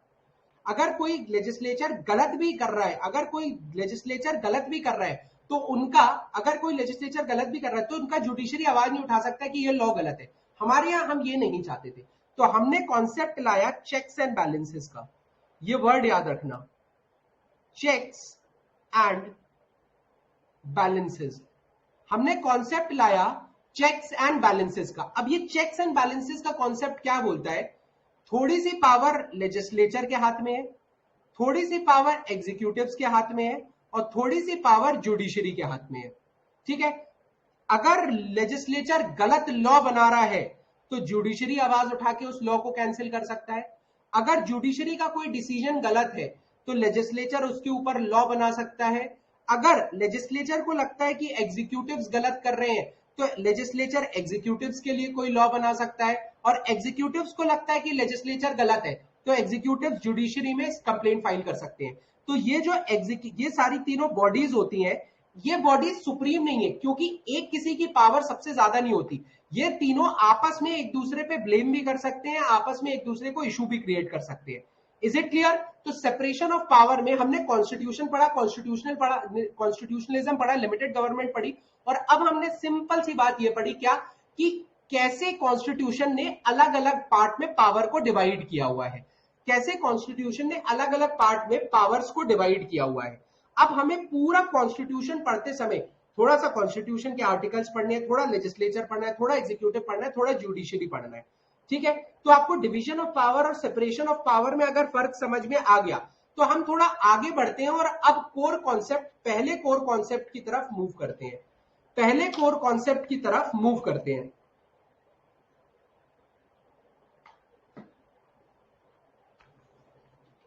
देखो, अब अगर आपको कुछ भी पढ़ना है ना, यहां पे अगर आपको कुछ भी पढ़ना है, यहां पे कहां गया, अगर आपको इसमें से कुछ भी पढ़ना है ना, तो कुछ बेसिक्स क्लियर होने चाहिए। तो सबसे पहले हम आपके बेसिक्स क्लियर करेंगे इंडिया को लेके। ठीक है, तो इंडिया का जो ये पहला वाला पार्ट है ना बेसिक्स का, कॉन्स्टिट्यूशन का, हम ये स्टार्ट करने जा रहे हैं। तो सबसे पहला टॉपिक होता है प्रेसिडेंशियल और parliamentary form of government. Concept समझो, धीरे धीरे आप कॉन्सेप्ट समझोगे और तब आपको ये सब रिटन अनरिटन ये सब हम बाद में करेंगे। सबसे पहले आपको बेसिक समझना जरूरी है कि कैसे देश चलता है। तो देश चलाने के लिए ध्यान से समझना, बहुत ध्यान से समझना, अगर ये इंडिया है, इंडिया को अलग अलग स्टेट्स में डिवाइड किया गया। ठीक है, स्टेट 1, स्टेट 2, स्टेट 3। इन स्टेट को अलग अलग डिस्ट्रिक्ट्स में डिवाइड किया, D1, D2, D3। इन डिस्ट्रिक्ट्स को और बेटर एडमिनिस्ट्रेशन के लिए अलग अलग तहसीलों में डिवाइड किया गया, T1, T2, T3। जो आप एसडीएम बनते हो ना, एक तहसील के एसडीएम बनते हो, इन तहसीलों को और फर्दर डिवाइड किया गया गांव में, G1, G2, G3। Is it clear? तो एक पूरे देश को इतने सारे पार्ट्स में डिवाइड किया गया है, इतने सारे पार्ट्स में डिवाइड किया गया है। अब हर पार्ट में ध्यान से समझना, हर पार्ट में एक लीडरशिप होनी चाहिए कि नहीं होनी चाहिए? हर पार्ट में एक लीडरशिप होनी चाहिए कि नहीं होनी चाहिए? आप ये बताइए, हर पार्ट में एक लीडरशिप होनी चाहिए कि नहीं होनी चाहिए? जल्दी भाई रिप्लाई करो। रिप्लाई नहीं करोगे तो भाई फिर मैं आगे नहीं बढ़ रहा, क्योंकि मैं भी थक गया हूं। लीडरशिप होनी चाहिए कि नहीं होनी चाहिए? तो हर जगह पर एक लेजिस्लेटिव लीडर होता है, एक एग्जीक्यूटिव लीडर होता है। ये याद रखना, हर स्टेट पे एक रूल बनाने वाला होगा, एक रूल को इंप्लीमेंट करने वाला होगा। रूल बनाने वाला कहो नहीं भी हुआ तो रूल बनाने वाले का एक प्रतिनिधित्व या रिप्रेजेंटेटिव होता ही है। तो स्टेट लेवल पे वो जैसे लेजिस्लेचर हो सकता है, एग्जीक्यूटिव में मान लीजिए सेक्रेटरी हो गया, डिस्ट्रिक्ट लेवल पे डिस्ट्रिक्ट कलेक्टर एग्जीक्यूटिव बॉडी होती है, तहसील लेवल पे एसडीएम एग्जीक्यूटिव बॉडी होती है, गांव के लेवल पे क्या रहता है आपका सीईओ जनपद, ये एग्जीक्यूटिव रहती है। तो आपकी एग्जीक्यूटिव बॉडी जो भी आप पढ़ते हैं ना, या जो भी पोस्ट आप पढ़ते हैं, वो कहीं ना कहीं एग्जीक्यूटिव बॉडी है इस पूरे इंडिया के स्ट्रक्चर में। बट ये इंडिया पूरा का स्ट्रक्चर ऐसा ही क्यों है, या देश में हमारे मिनिस्टर्स कैसे चुने जाते हैं, हमारे यहाँ लोकसभा क्या होती है, राज्यसभा क्या होती है, बाकी देशों में प्रेसिडेंट बड़ा होता है लेकिन हमारे यहाँ प्राइम मिनिस्टर बड़ा होता है। ये सारे सवालों के जवाब जो है वो parliamentary versus presidential form of government में मिलेंगे आपको। Parliamentary versus presidential form of government में मिलेंगे आपको, ठीक है। अब ध्यान से समझिए क्या होगा जब हम इसमें आगे डेप्थ में घुसते हैं, तो आपको ये चीज समझ में आएगा कि देखिए क्या होता है। इंडिया का पहले ऑर्गेनाइजेशन स्ट्रक्चर समझिए, लेजिस्लेटिव स्ट्रक्चर समझिए। सबसे ऊपर होता है पार्लियामेंट, सबसे ऊपर आता है पार्लियामेंट। पार्लियामेंट में दो विंग्स होते हैं, राज्यसभा और लोकसभा, ठीक है। तो अगर मैं बात करूं पार्लियामेंट में कौन कौन सी बॉडीज होती हैं, पार्लियामेंट में लोकसभा होती है, राज्यसभा होती है, और क्या होती है, प्रेसिडेंट होते हैं कि नहीं होते हैं, और प्रेसिडेंट भी होते हैं। क्यों मैं बता रहा हूं आपका, एक थोड़ा पहले स्ट्रक्चर समझ लो। सिमिलरली हर स्टेट का यूजुअली स्टेट लेजिस्लेचर होता है जिसमें एक अपर हाउस होता है जिसको बोलते हैं विधान परिषद, विधान परिषद। एक लोअर हाउस होता है जिसको क्या बोलते हैं, विधान सभा, ठीक है। अब देखो क्या होता है, कहीं भी लॉ पास होने के लिए पहले वो लोकसभा या राज्यसभा में भी आए तो पहले एक हाउस से दूसरे हाउस के बाद प्रेसिडेंट को जाता है, और प्रेसिडेंट उसको जब साइन करता है तब वो बेसिकली एक रूल या तब वो एक बेसिकली लॉ, एक एक्ट बनता है और कॉन्स्टिट्यूशन में शामिल होता है, ठीक है। तब वो कॉन्स्टिट्यूशन में नहीं भी हुआ तो भी कोई भी रूल बनाना है तो पहले लोकसभा, पहला कोई भी हाउस, उसके बाद दूसरा हाउस और प्लस प्रेसिडेंट। तो इसीलिए प्रेसिडेंट भी इसका हिस्सा होता है, ये आपको याद रखना है। प्रेसिडेंट भी इसका हिस्सा होता है, ये आपको याद रखना है, ठीक है। अब बात क्या आ रही है, ध्यान से समझो। यहां पे देखो, पॉलिटी का अगर पहला लेक्चर ये समझ गए ना, मैं बता रहा हूं कई बार ये बोरिंग हो सकता है, कई बार ये नहीं भी समझ में आएगा, लेकिन अपने डाउट उठाओ, क्योंकि अगर ये क्लियर हो गया ना बाकी सब तो रटता ही है। समझ में आया? तो लोकसभा क्या होती है, राज्यसभा क्या होती है, अपर हाउस क्या होता है, लोअर हाउस क्या होता है। अब देखो क्या होता है, ध्यान से समझना, बहुत ध्यान से समझना। अब कैसे काम करता है, आपको पार्लियामेंट्री या प्रेसिडेंशियल फॉर्म ऑफ गवर्नमेंट समझने के लिए, पार्लियामेंट्री या प्रेसिडेंशियल फॉर्म ऑफ गवर्नमेंट समझने के लिए पहले पार्लियामेंट को समझना जरूरी है। तो देखो क्या हो रहा है, बहुत ध्यान से समझना, क्लियरिटी, कॉन्सेप्ट क्लियरिटी बहुत जरूरी है। आपका पूरा देश है, जैसे मान लीजिए ये देश है, देश में ये माना जाता है, ध्यान से समझना कि लोकसभा का कॉन्सेप्ट क्यों आया। लोकसभा को हमने लोकसभा कहना क्यों चालू किया, क्योंकि वो लोगों की सभा होती थी। अब क्यों लोगों की सभा है, समझो। इंडिया में बहुत ज्यादा डाइवर्सिटी है, हो सकता है यहां का जो एक ग्रुप है वो ये वाले ग्रुप से डिफरेंट हो कि नहीं हो कि नहीं हो, ये हो सकता है कि नहीं हो सकता है, बताओ। इंडिया में ही ये हो सकता है कि इतनी ज्यादा डाइवर्सिटी है। तो हमने क्या किया, पूरे इंडिया को छोटे छोटे पार्ट्स में डिवाइड किया है, पूरे इंडिया को छोटे छोटे पार्ट्स में डिवाइड किया है, और हमने ये कोशिश की है, हमने ये माना है कि ये जो छोटे छोटे पार्ट्स में डिवाइडेड इंडिया है, ये जो छोटे छोटे पार्ट्स में डिवाइडेड इंडिया है, हर किसी का अपना हक है, हर किसी की अपनी रिक्वायरमेंट है, और हर किसी की अपनी दिक्कतें हैं, और इनकी रिक्वायरमेंट और इनकी दिक्कतें नेशनल लेवल पे पहुंचनी चाहिए कि नहीं पहुंचनी चाहिए, ये बताइए। पहुंचनी चाहिए कि नहीं पहुंचनी चाहिए, थोड़ा हाँ या ना कर दो बाकी लोग भी भाई। इंडिया को अगर अच्छे से एडमिनिस्टर करना है, अगर आप खुद मान के चलिए, इंडिया को आपको बहुत अच्छे से एडमिनिस्टर अगर करना है, तो आपको हर ग्रुप का से लेना पड़ेगा कि नहीं लेना पड़ेगा, बिल्कुल लेना पड़ेगा। तो इसीलिए हर ग्रुप से ऐसे 545 ग्रुप्स होते हैं, और हर ग्रुप से एक एक लीडर आता है जो इन कुछ, अब देखो सबको तो ले नहीं सकते, लेकिन एक कॉन्स्टिट्यूएंसी हम बनाते हैं और इनसे एक लीडर आता है और वो लोकसभा में बैठता है। तो लोकसभा में 545 सीटें हैं आज की डेट में, ठीक है। एंग्लो इंडियन का कॉन्सेप्ट में बाद में हटा दूंगा, उसका बिल्कुल लोड मत लो, ठीक है। तो लोकसभा में 545 सीटें। कॉन्सेप्ट ये है कि हर इंसान की, हर लोगों की जो इच्छाएं हैं वो मानी जाएगी। तो लोकसभा बनाया गया लोगों की इच्छाओं के लिए। तो ये कॉन्स्टिट्यूएंसी में पूरे इंडिया को डिवाइड किया जाता है, कोई स्टेट नहीं है, कुछ नहीं है, पूरी कॉन्स्टिट्यूएंसी में डिवाइड किया जाता है और वहां से लोग आते हैं और लोकसभा में बैठ के डिस्कस करते हैं। वहीं वहीं एक इंडिया में हमने बेटर एडमिनिस्ट्रेशन के लिए स्टेट्स बनाई हैं, हमने बेटर एडमिनिस्ट्रेशन के लिए स्टेट्स बनाई हैं, हमने बेटर एडमिनिस्ट्रेशन के लिए स्टेट्स बनाई है कि नहीं बनाई है? बिल्कुल बनाई है भाई। अब अगर हमने बेटर एडमिनिस्ट्रेशन के लिए स्टेट्स बनाई है तो हर स्टेट का अपना एक फंडा होगा। इसके स्टेट के अंदर भी छोटी छोटी कॉन्स्टिट्यूएंसी है, बट वो लोगों पे ध्यान देने के लिए, स्टेट के ध्यान देने के लिए नहीं है कि स्टेट कैसे ग्रो करेगा, स्टेट कैसे पैसा कमाएगा, स्टेट कैसे ग्रो डेवलप होगा। लोगों पे ध्यान देने के लिए कॉन्स्टिट्यूएंसी बनाई गई है लोकसभा। लेकिन स्टेट को भी तो ग्रो करने की जरूरत है, हर स्टेट को भी तो अपना ख्याल रखने की जरूरत है। लोग तो अपना ख्याल रखेंगे पैसों को लेके, अपने उनका बेनिफिट हो, उनके बच्चे अच्छे से पढ़े, उनके अच्छे लॉज हो, लेकिन जो लोग देश चला रहे, ब्यूरोक्रेट्स हो गए या फिर जो भी मिनिस्टर्स हो गए, जो एक जिनके पास प्रदेश की या एक स्टेट की बागडोर है, आपको नहीं लगता कि स्टेट का भी कुछ से होना चाहिए कि हाँ भाई हमारी स्टेट को सोलर प्लांट की जरूरत है, हमारी स्टेट को इस चीज की जरूरत है, हमारी स्टेट में थोड़ा ज्यादा राशन आना चाहिए, हमारी स्टेट में स्पोर्ट्स पर्सन ज्यादा हो रहे हैं तो स्पोर्ट्स की फैसिलिटी होना मांगता है। तो स्टेट का भी तो अपना एक कहना है ताकि वो अपने लोगों के लिए काम कर सके। लोग तो अपनी जिम्मेदारी, अपने रिप्रेजेंटेटिव भेज ही रहे हैं लोकसभा में, तो इंडिविजुअल लेवल पे तो लोकसभा में मैंने अपना मतलब मेरे बेनिफिट के लिए मैंने अपने एरिया से एक भेज दिया, लेकिन स्टेट को भी तो मेरा ख्याल रखना पड़ेगा कि नहीं रखना पड़ेगा? स्टेट को भी तो मेरा ख्याल रखना पड़ेगा। तो इसीलिए स्टेट भी अपने कुछ नेता या अपने रिप्रेजेंटेटिव भेजता है, उसको बोलते हैं राज्यसभा।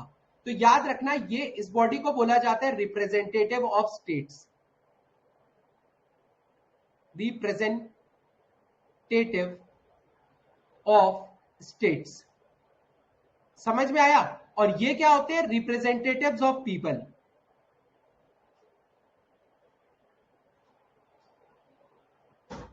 ये कौन होते हैं? रिप्रेजेंटेटिव्स।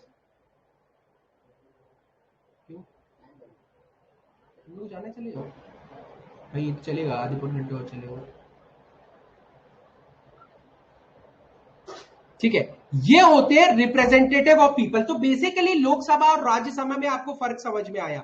सिमिलरली क्या होता है, स्टेट लेवल पे हमने पूरे स्टेट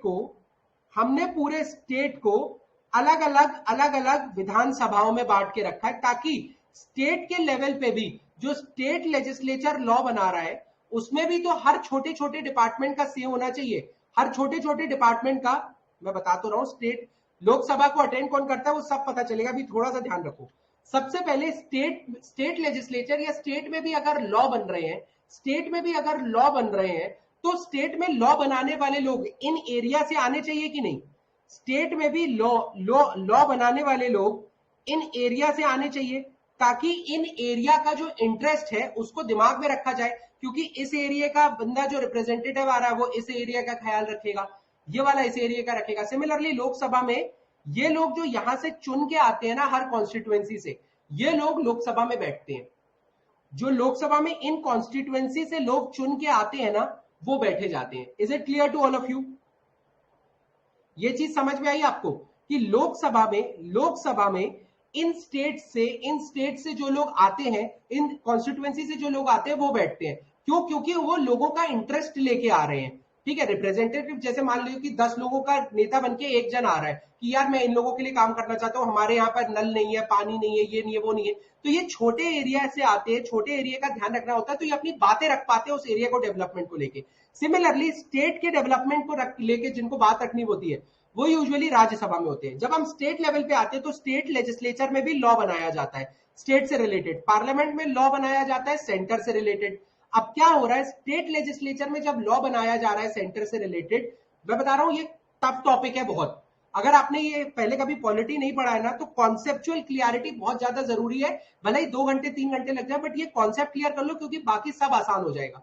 अब क्या हो रहा है, स्टेट लेजिस्लेचर में जो छोटी छोटी विधानसभाएं हैं, वहां से जो लोग आते हैं वो लोअर हाउस में बैठते हैं, और कुछ बड़े बड़े एरिया से लोग आते हैं जो कि अपर हाउस में बैठते हैं या फिर विधान परिषद में बैठते हैं।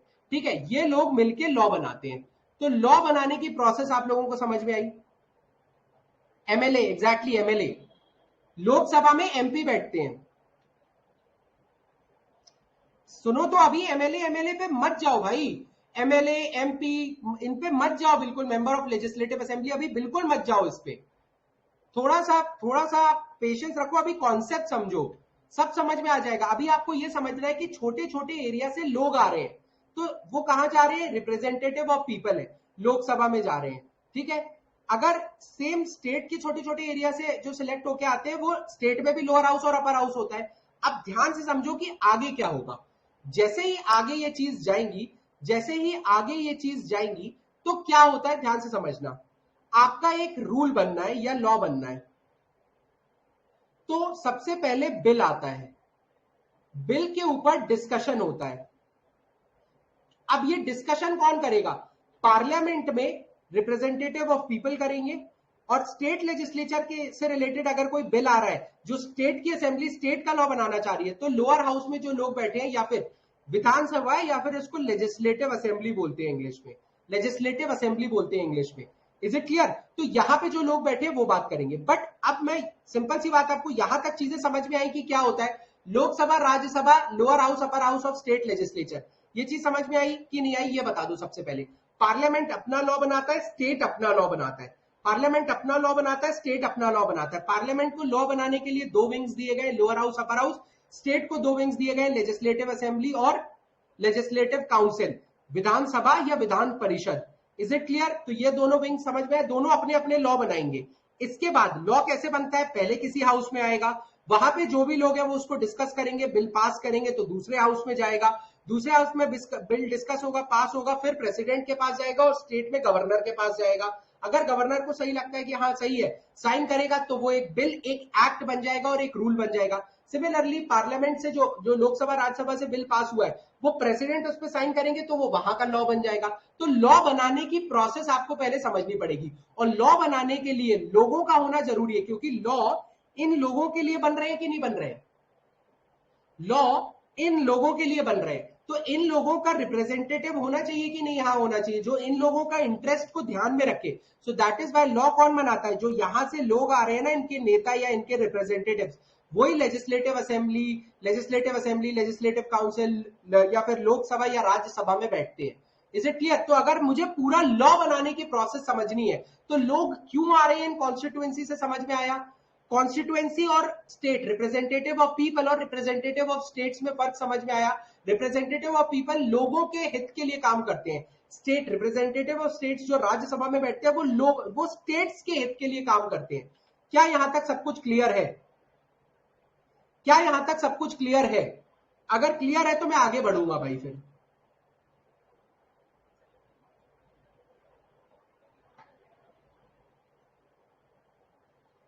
ठीक है, अब सेकेंड कॉन्सेप्ट समझो। अब पार्लियामेंट्री और प्रेसिडेंशियल का मतलब तुम धीरे धीरे समझेंगे। हमारे यहां क्या सिस्टम होता है, पहले ये समझो। अब हम पार्लियामेंट को या इलेक्शंस को थोड़ा और पास से देखते हैं, क्योंकि ये आपको चीजें करने में हेल्प करेगा। मान लीजिए ये इंडिया है, इंडिया को मैंने 6 लोकसभा या 8 लोकसभा कॉन्स्टिट्यूएंसीज में डिवाइड किया हुआ है। तो जो मेरा पार्लियामेंट है, उसमें एक राज्यसभा है, एक लोकसभा है। अभी हम सिर्फ नेशनल लेवल पे देखेंगे। इन दोनों को मेंबर ऑफ पार्लियामेंट बोला जाता है, एमपी। ठीक है, मेंबर ऑफ पार्लियामेंट बोला जाता है एमपी, या फिर हिंदी में हम इनको बोलते हैं सांसद। अब समझो क्या है, पार्लियामेंट को रूल बनवाना है। पार्लियामेंट क्या है, रूल बनाएगी। पार्लियामेंट रखवाली करती है, पार्लियामेंट रखवाली करती है किसकी, कॉन्स्टिट्यूशन की। पार्लियामेंट कॉन्स्टिट्यूशन की रखवाली करती है। अब ध्यान से समझना क्या होगा। सबसे पहले लोगों के हित में काम करने के लिए पूरे इंडिया से 8 लोग आएंगे, आएंगे कि नहीं आएंगे, हर ग्रुप का एक रिप्रेजेंटेटिव होगा। तो ये 8 लोग आए। इज इट क्लियर, ये क्लियर है कि नहीं क्लियर है। मान लो पूरे इंडिया को मैंने 2 स्टेट्स में डिवाइड किया हुआ है। एक स्टेट ये है और दूसरा स्टेट ये है, तो राज्यसभा में 2 लोग आएंगे। क्या यहां तक सबको क्लियर है सब कुछ? मैंने स्टेट के 2 रिप्रेजेंटेटिव डाले, एक एक करके डाला दोनों स्टेट का, ताकि स्टेट का जो कहना है वो भी काउंट कर लिया जाए। प्लस हर कॉन्स्टिट्युएंसी से मैंने लोगों के हित में काम करने वाले 8 लोग डाले हैं।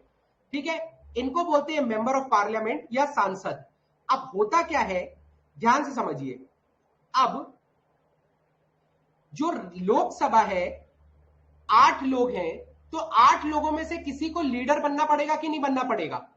ऐसे थोड़ी कि 8 लोग बराबर हो सकते हैं, लीडर बनना पड़ेगा कि नहीं बनना पड़ेगा? बनना पड़ेगा। तो एक लीडर ऑफ लोकसभा होता है, लीडर ऑफ लोकसभा होता है कि नहीं होता है? एक लीडर होगा कि नहीं होगा? क्योंकि भाई नहीं तो रूल कैसे बनाओगे? जब तक लीडर नहीं होता है ना, तो रूल नहीं बन पाते हैं। क्यों? क्योंकि ये रूल बनाने के लिए एक नेता का होना, एक लीडरशिप का होना जरूरी है कि भाई ये करो, ये नहीं करो, ये करो, ये नहीं करो। तभी तो वो सब पूरे सिस्टम को अलग अलग पार्ट्स में डिवाइड करेगा। होना चाहिए कि नहीं होना चाहिए? होना चाहिए। इस लीडर को हम बोलते हैं prime minister. Prime minister, is it clear? Prime minister बोलेंगे नहीं बोलेंगे? बिल्कुल बोलेंगे। अब याद रखना, prime minister is definitely leader of Lok Sabha, लेकिन हो सकता है प्राइम मिनिस्टर राज्यसभा से भी आ जाए, कोई जरूरी नहीं है, कोई जरूरी नहीं है, वो मैं आपको बता दूंगा क्यों। आप ये समझिए, पूरी बॉडी राज्यसभा और लोकसभा में एक लीडर होना जरूरी है, लीडर होना जरूरी है। अब बात आई प्राइम मिनिस्टर की। अब प्राइम मिनिस्टर को एक टीम की जरूरत होती है, प्राइम मिनिस्टर को एक टीम की जरूरत होती है। क्यों? क्योंकि जो रूल बन रहे हैं वो एक टीम की हेल्प से बनाना है और प्लस उसको इंप्लीमेंट भी कराना है। तो हमारे यहाँ एग्जीक्यूटिव और लेजिस्लेटिव ये दोनों बॉडी साथ में चलती हैं। कैसे? अभी हम लिंक देखेंगे। तो इसको एक खास टीम की जरूरत है, उस टीम को बोला जाता है काउंसिल ऑफ मिनिस्टर्स। उस टीम को बोला जाता है काउंसिल ऑफ मिनिस्टर्स। ये चीज आप सबको समझ में आई? ये चीज आप सबको समझ में आई कि इनको क्या बोला जाता है? Council of ministers. ये एक टीम होती है, इसके अंदर आते हैं, आपने जो टर्म सुनी होगी मैं लेफ्ट में लिख देता हूं। सबसे पहली चीज आती है cabinet minister, cabinet ministers. Second आपके आते हैं डेप्यूटी मिनिस्टर्स, ठीक है। और थर्ड आते हैं आपके स्टेट मिनिस्टर्स। लेकिन इतना अभी डेप्थ में मत जाओ, बिल्कुल इतना लेने की जरूरत नहीं है। आपको यह पता होनी चाहिए कि एक टीम होती है। अब कैबिनेट मिनिस्टर के अंदर क्या होता है? कैबिनेट मिनिस्टर के अंदर मिनिस्ट्री होती है। कैबिनेट मिनिस्टर एक मिनिस्ट्री को लीड करता है, करेगा कि नहीं करेगा ये बताओ? सबसे पहले लोकसभा बनी, उसका एक लीडर बना, लीडर की एक टीम बनी, टीम के जो मेजर खिलाड़ी हैं उनके पास एक मिनिस्ट्री होगी। मिनिस्ट्री के अंदर आपके ब्यूरोक्रेट्स होते हैं और ये ब्यूरोक्रेट्स आपका पॉलिसी इंप्लीमेंटेशन पे काम करते हैं।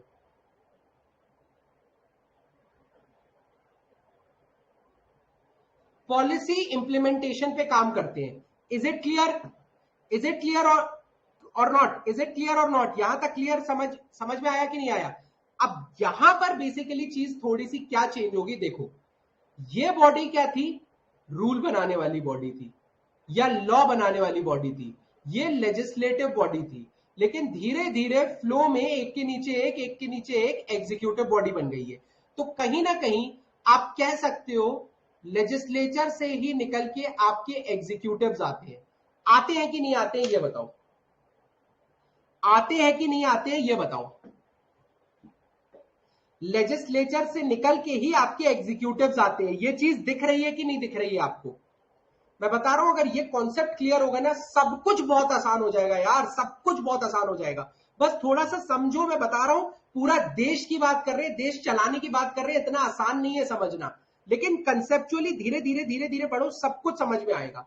आपको ये चीज समझ में आई कि कैसे लेजिस्लेटिव से एग्जीक्यूटिव बॉडी बन गई? Is it clear? Is it clear to all of you? अब देखो क्या होता है, क्या हम कह सकते हैं executives are part of legislature? Executives are part of legislature, क्या हम ये कह सकते हैं? बिल्कुल कह सकते हैं। अब आप समझो क्या होता है। देखो अब एक दूसरी टाइप ऑफ गवर्नमेंट की मैं बात करता हूं। दूसरा क्या हो सकता है कि एक बॉडी है जो लॉ बनाती है, एक बॉडी है जो लॉ बनाती है, उसमें भी अपर हाउस है, लोअर हाउस है, और लॉ को पास किया जाता है। लॉ को पास करके एक एग्जीक्यूटिव बॉडी को दिया जाता है, एक एग्जीक्यूटिव बॉडी को दिया जाता है, एक एग्जीक्यूटिव हेड को दिया जाता है, एक एग्जीक्यूटिव हेड को दिया जाता है, जिसके अंदर अलग अलग डिपार्टमेंट्स होते हैं। ठीक है, एग्जीक्यूटिव हेड को दिया जाता है जिसके अंदर अलग अलग डिपार्टमेंट्स होते हैं और ये अपने अपने फंक्शनिंग करते हैं। और कहीं दिक्कत आती है तो जुडिशियरी आपका सपोर्ट करेगी। यहां पर क्या हो रहा है, बिल पास हो गया तो उसके बाद लेजिस्लेचर से कोई मतलब नहीं है, एक एग्जीक्यूटिव का जो फंडा है वो कहीं और ही जाएगा, एग्जीक्यूटिव का लीडर कहीं और ही होगा। यहां पे क्या हो रहा है, हमारे यहां एक चेन बनती है। लेकिन एक सिस्टम ये हो सकता है, एक सिस्टम ये हो सकता है, एक सिस्टम ये हो सकता है बेसिकली क्या, एक सिस्टम बेसिकली से ये हो सकता है क्या कि एग्जीक्यूटिव्स लेजिस्लेचर से बिल्कुल अलग हो, एग्जीक्यूटिव लेजिस्लेचर से बिल्कुल अलग हो। Is it clear to all of you? Is it clear to all of you? ये चीज समझ में आई कि नहीं आई? ऐसा हो सकता है कि नहीं हो सकता है? प्राइम मिनिस्टर के अंदर काउंसिल ऑफ मिनिस्टर नहीं है और उसके अंदर ब्यूरोक्रेट्स नहीं है, ऐसा भी तो हो सकता है। कोई और लीडर है, उसके अंदर काउंसिल ऑफ मिनिस्टर्स है और उसके अंदर ब्यूरोक्रेट्स है, ऐसा हो सकता है कि नहीं हो सकता है? हो सकता है कि नहीं हो सकता है? रूल बनाने वाले लीडर के अंदर ही काउंसिल ऑफ मिनिस्टर हो ऐसा जरूरी तो नहीं है। रूल बनाने वाले लीडर के अंदर काउंसिल ऑफ मिनिस्टर्स हो ऐसा जरूरी तो नहीं है बिल्कुल भी। Is it clear to all of you? Just a second.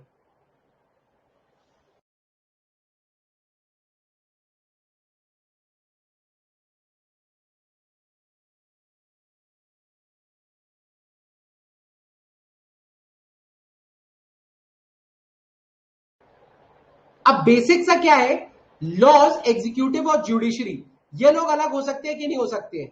Rakesh ji आप बताइए कि हो सकते हैं कि नहीं हो सकते हैं।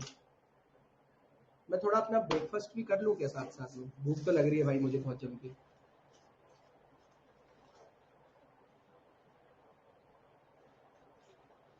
हो सकते हैं कि नहीं हो सकते हैं?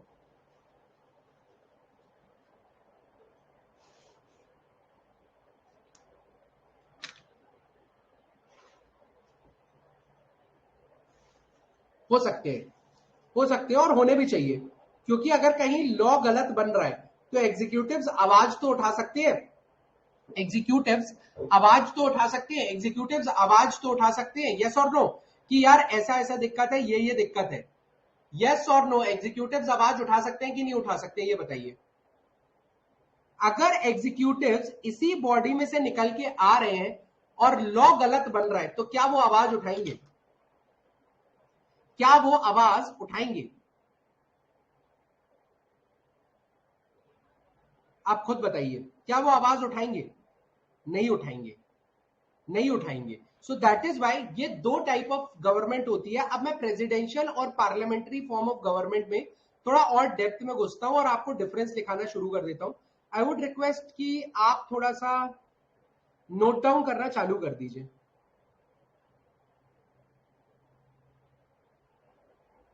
ठीक है, तो सबसे पहले हम यहां पे डिजाइन करने वाले हैं पार्लियामेंट्री फॉर्म ऑफ गवर्नमेंट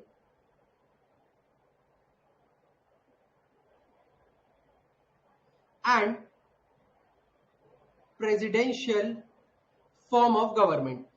देखो, पार्लियामेंट्री फॉर्म ऑफ गवर्नमेंट में क्या होता है, ये आपका लेजिस्लेचर है, लेजिस्लेचर के अंदर ही आपके एग्जीक्यूटिव्स हैं और जुडिशरी अलग है। Is it clear? क्या किसी को ये पहला वाला जो डायग्राम है इसमें कोई इशू है? क्या किसी को ये जो पहला वाला डायग्राम है इसमें कोई इशू है? मुझे सबका नो चाहिए, क्योंकि ये अगर इशू नहीं है ना आपको कि लेजिस्लेचर के अंदर से एग्जीक्यूटिव आते हैं पार्लियामेंट्री फॉर्म ऑफ गवर्नमेंट में और जुडिशरी अलग होता है। सेकेंड केस में क्या होगा, आपका लेजिस्लेचर अलग होगा, एग्जीक्यूटिव्स अलग होगा और जुडिशरी अलग होगा। ठीक है, ये चीज समझ में आई? ये चीज समझ में आई कि नहीं आई? समझ में आई? अब यहां पर ध्यान से समझो, ये चीज बेसिक समझ में आ गई। पार्लियामेंट्री और प्रेसिडेंशियल फॉर्म ऑफ गवर्नमेंट का बेसिक फंडा आपको क्लियर हो गया है। पार्लियामेंट्री और प्रेसिडेंशियल फॉर्म ऑफ गवर्नमेंट का बेसिक फंडा आपको क्लियर हो गया है कि कौन क्या करता है। सेकंड केस में क्या आता है, जो यहां पर आप ध्यान से आप लिखो, लिखना चालू करो। जो प्राइम मिनिस्टर होते हैं, देखो सबसे पहले एक और कॉन्सेप्ट समझो। यहां पे जो लॉ बनाने वाली बॉडी है उसका हेड कौन है? जो लेजिस्लेटिव बॉडी है उसका हेड कौन है? जो लेजिस्लेटिव बॉडी है उसका हेड कौन है, ये बताओ।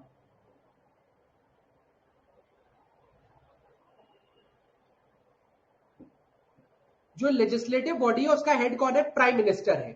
ठीक है, प्राइम मिनिस्टर है। लेकिन जो एग्जीक्यूटिव बॉडी है उसका हेड होता है प्रेसिडेंट। क्योंकि ये जो प्रेसिडेंट होता है ना, प्राइम मिनिस्टर की एक टीम है council of minister, prime minister की एक टीम है काउंसिल ऑफ मिनिस्टर। ये चीज यहां खत्म हो जाती है। मैं बता रहा हूं आपको पार्लियामेंट्री सिस्टम का एक और डेप्थ में डायग्राम देता हूं मैं आपको। ठीक है, ध्यान से समझना। लेजिस्लेटिव बॉडी, एग्जीक्यूटिव बॉडी और जुडिशरी ये कॉमन होती है। ठीक है, ये कॉमन नहीं है, बता अलग अलग होती है, सॉरी। जो लेजिस्लेटिव बॉडी होती है वो प्राइम मिनिस्टर के अंदर अपना काम करती है। Is it clear? ये पूरे सारे देशों में ये कॉमन है। ठीक है, जो एग्जीक्यूटिव बॉडी होती है वो प्रेसिडेंट के अंदर अपना काम करती है। ठीक है, और जो जुडिशरी होती है वो सेंट्रल कोर्ट या फिर हमारे यहां बोला जाता है ना सुप्रीम कोर्ट, सुप्रीम कोर्ट के अंदर अपना काम करती है। क्या ये तीनों चीजें क्लियर है? प्रेसिडेंट, प्राइम मिनिस्टर और सुप्रीम कोर्ट, ये लीडर्स होते हैं अपने अपने विंग के। क्या ये चीज क्लियर है? क्या ये चीज क्लियर है?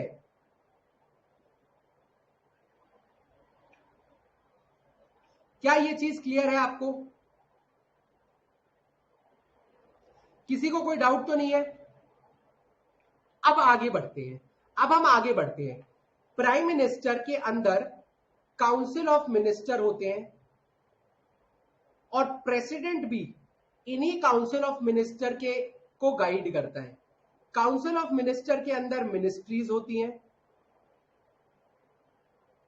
ठीक है, मिनिस्ट्रीज के अंदर ब्यूरोक्रेट्स होते हैं, ब्यूरोक्रेट्स के अंदर ऑफिसर्स होते हैं जो पॉलिसी का इंप्लीमेंटेशन करते हैं। ऐसे बहुत सारी मिनिस्ट्रीज होती है, बहुत सारे ब्यूरोक्रेट्स होते हैं। लेकिन प्रेसिडेंट के अंदर जो काउंसिल ऑफ मिनिस्टर होता है ना, जो हर मिनिस्ट्री का हेड एक मिनिस्टर होता है, वो कहां से आता है? वो यही काउंसिल ऑफ मिनिस्टर से आता है। वो यही काउंसिल ऑफ मिनिस्टर से आता है। तो प्राइम मिनिस्टर की जो एक टीम होती है लेजिस्लेचर की, लेजिस्लेचर को लोकसभा और राज्यसभा में बांटा गया है। ठीक है, जो लेजिस्लेचर है उसको लोकसभा राज्यसभा में बांटा गया है और इनमें से जो लीडर होता है वो प्राइम मिनिस्टर होता है। प्राइम मिनिस्टर की एक टीम होती है काउंसिल ऑफ मिनिस्टर, वो लोग भी लोकसभा और राज्यसभा के मेंबर होते हैं। बट उनको हमारे यहाँ बागडोर दी गई है हर मिनिस्ट्री को संभालने की। हर मिनिस्ट्री कोई ना कोई कैबिनेट मिनिस्टर के अंदर होती है इनका हेड प्रेसिडेंट। लेकिन आप लॉजिकली देखो ये काउंसिल ऑफ मिनिस्टर किस पे निर्भर करते हैं आप बताओ? लॉजिक बताओ, काउंसिल ऑफ मिनिस्टर किसकी सुनेंगे? उनका लीडर प्रेसिडेंट है। लीडर तो प्रेसिडेंट है, आदेश तो प्रेसिडेंट का मानना पड़ेगा, बट अल्टीमेटली इनका सॉफ्ट कॉर्नर किसके प्रति रहेगा? पीएम। क्यों? क्योंकि पीएम इनको चुन रहा है। अगर मैं प्राइम मिनिस्टर हूं, अगर मैं शिवानी, शिवा या राकेश आपको कैबिनेट मिनिस्टर चुन रहा हूं, तो आपका सॉफ्ट कॉर्नर रहेगा कि नहीं रहेगा मेरे लिए? जो मैं बोलूंगा वो आप करोगे कि नहीं करोगे? करोगे कि नहीं करोगे? करोगे कि नहीं करोगे? बिल्कुल करोगे, बिल्कुल रहेगा। सो दैट इज वाई जब ये वाला एरो आ जाता है ना, सो काउंसिल ऑफ मिनिस्टर पीएम की सुनती है। तो देखो, देखा जाए तो एग्जीक्यूटिव बॉडी का हेड कौन है? Head of executive, nominal head कौन है? Nominal head of executive body कौन होता है? नॉमिनल क्यों बोला है? क्योंकि सिर्फ नाम का है। लेकिन रियल हेड कौन होता है? Real head of executive body कौन होता है? प्राइम मिनिस्टर होता है। ये चीज समझ में आई? ये चीज समझ में आई? रियल और नॉमिनल का कॉन्सेप्ट समझ में आया आप सबको? रियल हेड और नॉमिनल हेड का कॉन्सेप्ट समझ में आया आपको? यस और नो? सुप्रीम कोर्ट और जुडिशरी तो अलग ही है। ये हुई हमारे देश की बात। लेकिन यूएस में क्या चलता है?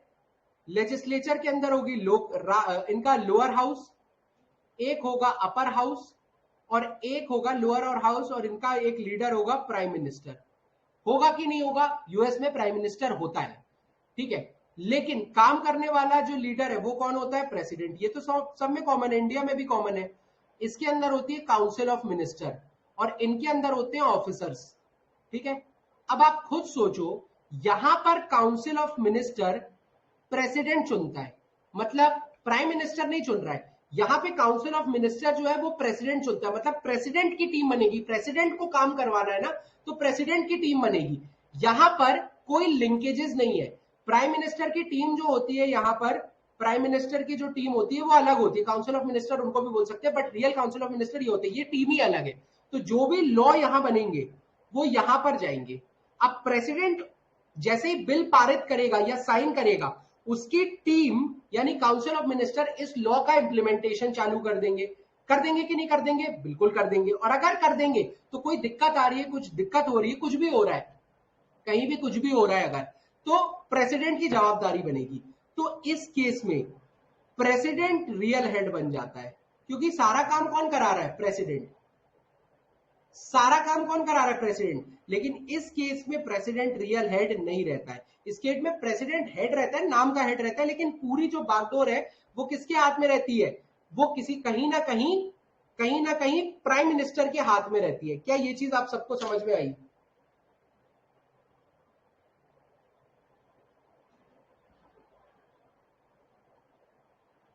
बहुत दम लगती है भाई ये सब समझाने में। मैं बता रहा हूं बहुत डिफिकल्ट चीज है, अगर आपको समझ में आ रही है ना तो आप बहुत लकी हो, ठीक है। मुझे तो क्योंकि पहली बार में नहीं समझ में आई थी, ठीक है। अब दिक्कतें, अब देखो, पार्लियामेंट्री और प्रेसिडेंशियल में किसी को कोई डाउट है? अब आप सिंपल सी दिक्कतें बताना चालू करो कि एक दिक्कत पार्लियामेंट्री की बताओ, एक दिक्कत प्रेसिडेंशियल की बताओ, जल्दी बताओ।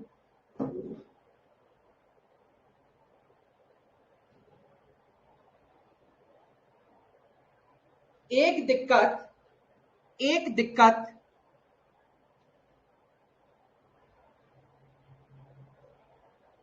एक दिक्कत प्रेसिडेंशियल फॉर्म ऑफ गवर्नमेंट की बताओ, एक दिक्कत पार्लियामेंट्री फॉर्म ऑफ गवर्नमेंट की बताओ। सोचो, ज्यादा से ज्यादा क्या होगा? नहीं बनेगा, गलत बताओगे, बट सोचो तो सही यार, सोचो।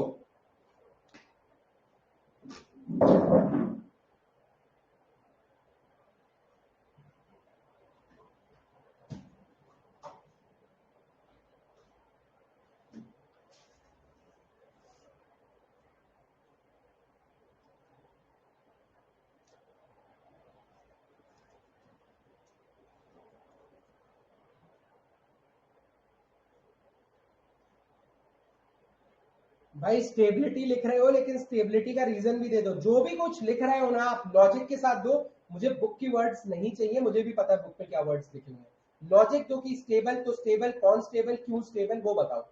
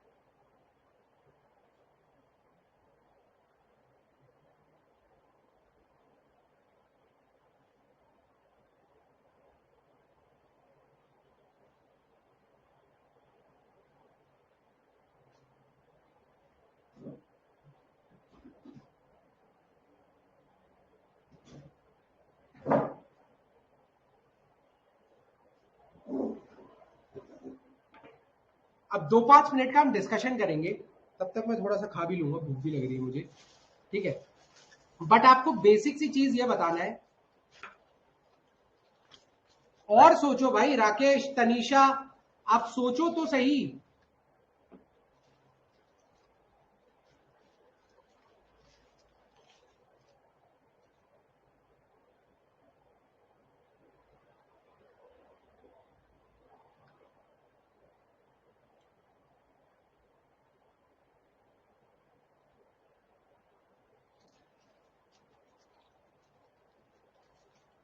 पार्लियामेंट्री फॉर्म अनस्टेबल है क्योंकि लेजिस्लेटिव और एग्जीक्यूटिव इनसेपरेबल है। कोई रीजन नहीं हुआ, ये कोई रीजन नहीं हुआ। इनसेपरेबल है तो क्या करें? आपने क्या किया, जो मैंने बताया और जो आपको पता था, आपने दोनों को मर्ज करके दे दिया। लॉजिक इसमें कुछ भी नहीं है।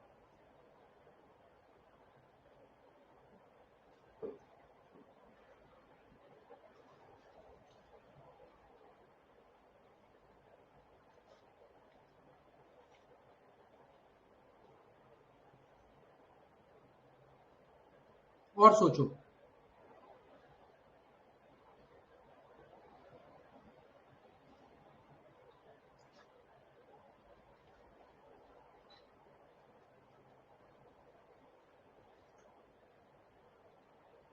देखो, अगर एग्जीक्यूटिव्स लेजिस्लेचर के अंदर से आ रहे हैं तो क्या होगा, और अगर लेजिस्लेचर, अच्छा खुद प्रेसिडेंशियल में सुनो समझो, मान लो लेजिस्लेचर गलत लॉ बनाता है, मान लो लेजिस्लेचर गलत लॉ बनाता है, वेरी गुड शिवानी, अगर लेजिस्लेचर गलत लॉ बनाता है या एग्जीक्यूटिव्स को लगता है कि लेजिस्लेचर ने गलत लॉ बनाया है, तो एग्जीक्यूटिव्स उसको इंप्लीमेंट ही नहीं करेंगे। समझ रहे हो, एग्जीक्यूटिव्स उसको इंप्लीमेंट ही नहीं करेंगे। वो ये बोलेंगे कि भाई हमें नहीं लगता ये सही है, लेकिन दूसरे केस में भले ही लॉ गलत बनाओ, लेकिन इंप्लीमेंट करने वाली भी तो लॉ मेकिंग बॉडी के कुछ मेंबर्स हैं, जो जैसे मान लीजिए कि सुषमा स्वराज फॉरेन मिनिस्ट्री की हेड है, ठीक है, तो सुषमा स्वराज फॉरेन मिनिस्ट्री के पूरे एग्जीक्यूटिव डिसीजंस लेंगी, लेकिन सुषमा स्वराज लॉ भी बना रही है वहां बैठ के, तो जो लॉ उन्होंने खुद बनाया है वो क्यों नहीं इंप्लीमेंट करेंगी यहां पे? समझ में आया? लॉजिक समझ में आया? ये आया हो तो हाँ बोलो।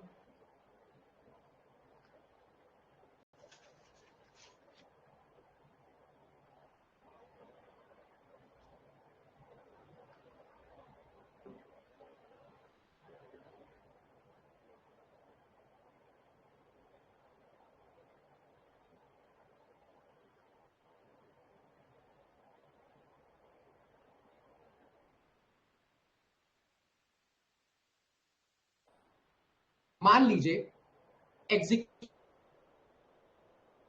कौन होते हैं, काउंसिल ऑफ मिनिस्टर जो है उनके हाथ में काफी बागडोर है, ये आप मानते हो प्रेसिडेंशियल फॉर्म ऑफ गवर्नमेंट में किसी में भी काउंसिल ऑफ मिनिस्टर के हाथ में बहुत ज्यादा हैवी बागडोर है कि नहीं है कि नहीं है? बिल्कुल है, बिल्कुल है भाई, क्यों नहीं है?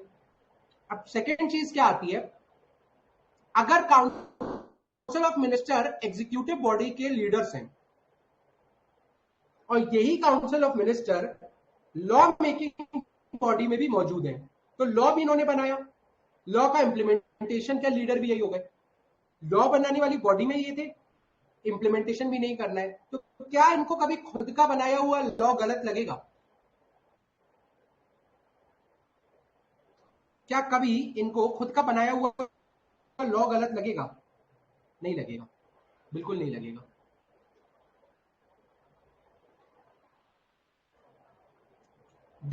That is why that is why थोड़ी सी अकाउंटेबिलिटी रहती है। अकाउंटेबिलिटी रहती है मतलब, मान लीजिए थोड़ा सा एक कोऑपरेशन या कोऑर्डिनेशन बेटर रहता है, मानते हो? पार्लियामेंट्री फॉर्म ऑफ गवर्नमेंट में कोऑर्डिनेशन बेटर रहेगा, क्योंकि एग्जीक्यूटिव बॉडी और लॉ मेकिंग बॉडी में सेम कॉमन मेंबर्स हैं कुछ, तो जो यहां से यहां तक लॉ बना है, अब यहीं से ये इंप्लीमेंटेशन बॉडी बन गई है, ठीक है, तो इसीलिए कोऑर्डिनेशन थोड़ा बेटर रहता है पार्लियामेंट्री में। प्रेसिडेंशियल में लॉ मेकिंग बॉडी और एग्जीक्यूटिव बॉडी बिल्कुल अलग है। प्रेसिडेंशियल में लॉ मेकिंग बॉडी और एग्जीक्यूटिव बॉडी बिल्कुल अलग है। Is it clear to all of you?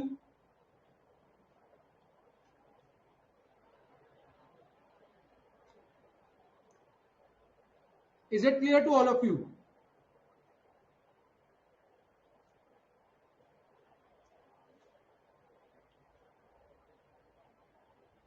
अब देखिए क्या होगा बेसिक सा। प्रेसिडेंशियल फॉर्म ऑफ गवर्नमेंट में, एक और पानी और पी लूं मैं, फिर थोड़ा और अच्छे से कर लेंगे।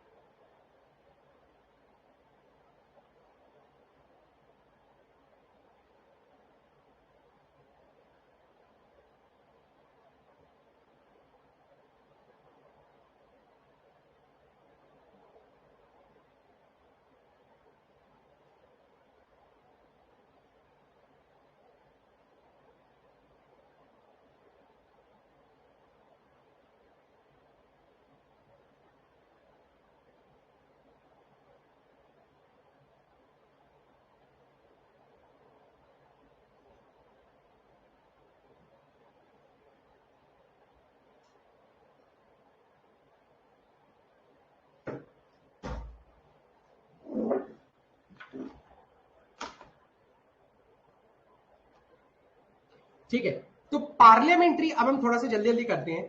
तो सबसे पहली चीज आपको क्लियरली समझ में आ गई, यहां पर बेटर कोऑर्डिनेशन होता है, बेटर कोऑर्डिनेशन। ठीक है, यहां पर लोअर कोऑर्डिनेशन।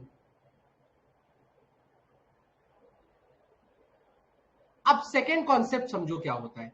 देखो, लेजिस्लेटिव से निकले काउंसिल ऑफ मिनिस्टर्स,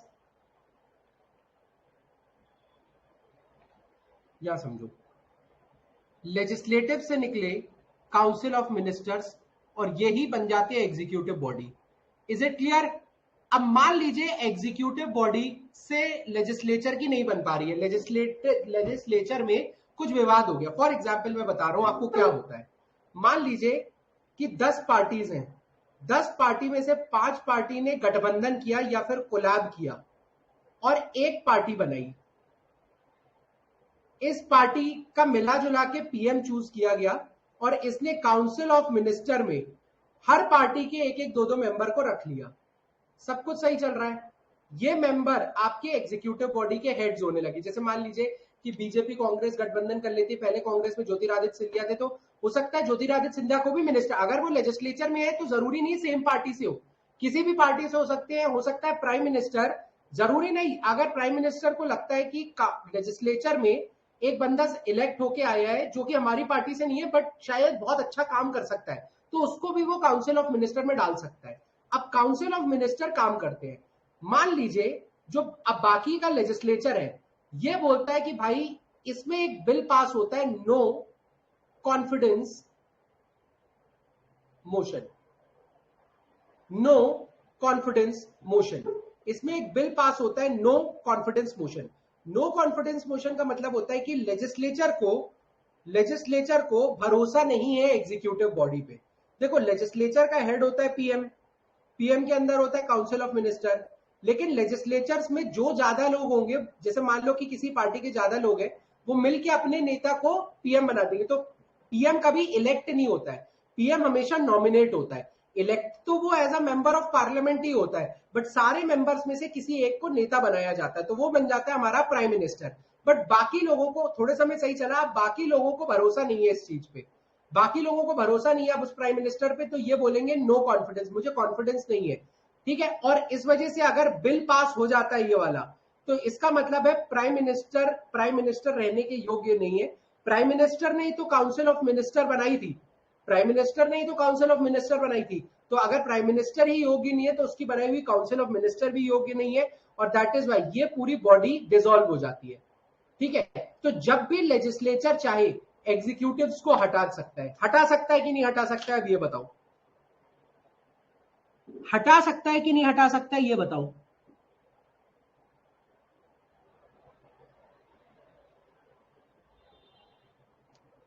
हटा सकता है, मुझे भी लगता है कि हटा सकता है, ये एग्जीक्यूटिव्स को हटा सकता है, बिल्कुल हटा सकता है, क्या दिक्कत है। अब यहां पर ध्यान से समझो, यहां पर ये इलेक्शंस अलग होते हैं, ये इलेक्शंस अलग होते हैं, प्रेसिडेंशियल इलेक्शन अलग होते हैं। तो अगर लोगों ने इलेक्टिव हेड को या प्रेसिडेंट को चुना है तो लोग ही इसको हटा सकते हैं। जो लेजिस्लेचर है वो एग्जीक्यूटिव को नहीं हटा सकता है, यानी एग्जीक्यूटिव अलग बॉडी अलग तरीके से काम करेगी, लेजिस्लेटिव बॉडी अलग रहेगी। तो क्या आप कह सकते हो जब मन चाहे तब पार्लियामेंट्री सिस्टम में सरकार गिर सकती है, और गिरी भी है, हमारे तो प्रदेश की भी गिरी है। Is it clear? तो कभी भी सरकार गिर सकती है। तो कह सकते हो कि स्टेबिलिटी लो होती है, इसमें स्टेबिलिटी लो होती है इसमें। क्या आप ये चीज कह सकते हो? क्या आप ये चीज कह सकते हो कि स्टेबिलिटी लो होती है? इसमें स्टेबिलिटी हाई होती है भाई, इसमें स्टेबिलिटी हाई होती है। इज इट क्लियर क्यों लो और हाई होती है? क्या ये समझ में आया? क्योंकि इलेक्टिव जो एग्जीक्यूटिव्स हैं उनको हटाया नहीं जा सकता प्रेसिडेंशियल फॉर्म में। यहां तो आज बिल पास हुआ, कहो कल हटा दिया जाए, लोगों के मन के ऊपर। अगर लेजिस्लेचर में हवा चली, किसी ने किसी के नेता खरीद लिए, कुछ नेता इस पार्टी से इस पार्टी में चले गए, अब इस पार्टी के नेता ज्यादा हो गए तो उन्होंने बोला एक काम करो, प्रेसिडेंट को गिराओ, अब हमारा प्रेसिडेंट बनेगा। प्रेसिडेंट गिरा, काउंसिल ऑफ मिनिस्टर गिरी, सब ठप हो जाता है और अब नया मिनिस्टर आ जाता है। तो जो भी स्कीम्स इंप्लीमेंट हो रही होंगी फिर से उसको समझने की जरूरत है। सो स्टेबिलिटी कम होती है। लेकिन अब स्टेबिलिटी है तो आपको पता भी होगा कि एग्जीक्यूटिव्स को डर भी लगता होगा लेजिस्लेटिव से, लगता होगा कि नहीं? क्योंकि अगर एग्जीक्यूटिव्स अच्छा नहीं परफॉर्म करेंगे तो सरकार गिर सकती है। होगा कि नहीं होगा? अगर एग्जीक्यूटिव्स अच्छा नहीं परफॉर्म करेंगे तो सरकार गिर सकती है कि नहीं गिर सकती है, ये बताओ।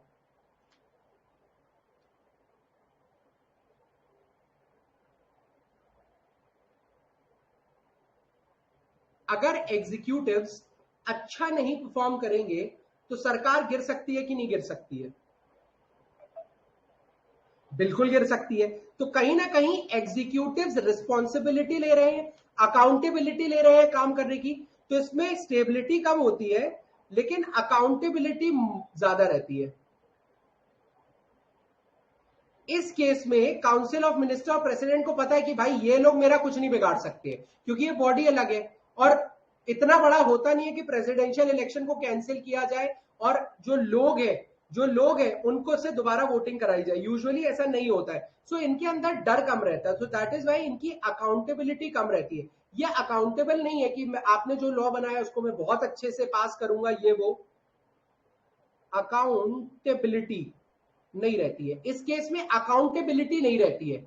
Is it clear? Parliamentary system में अकाउंटेबिलिटी रहेगी, प्रेसिडेंशियल सिस्टम में अकाउंटेबिलिटी नहीं रहेगी। स्टेबिलिटी लो रहेगी पार्लियामेंट्री सिस्टम में, स्टेबिलिटी हाई रहेगी प्रेसिडेंशियल में। बेटर कोऑर्डिनेशन होगा पार्लियामेंट्री में, लोअर कोऑर्डिनेशन होगा इसमें। Is it clear to all of you? Is it clear? अब इस केस में अगर आपको मिनिस्टर बनना है, तो आपको मेंबर ऑफ पार्लियामेंट होना पड़ेगा। Ministers are member of parliament.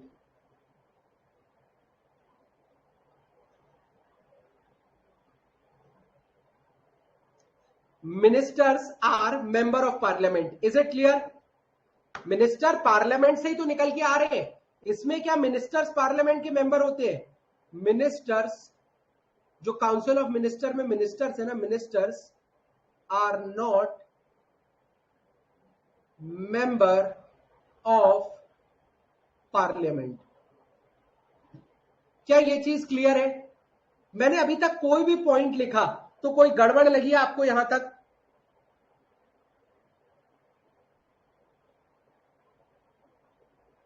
ठीक है, इस केस में ये भी लिख लो, एक पांचवा पॉइंट ऑफ डिफरेंस भी लिख लो। Prime minister is real head of nation. यहां पर प्रेसिडेंट,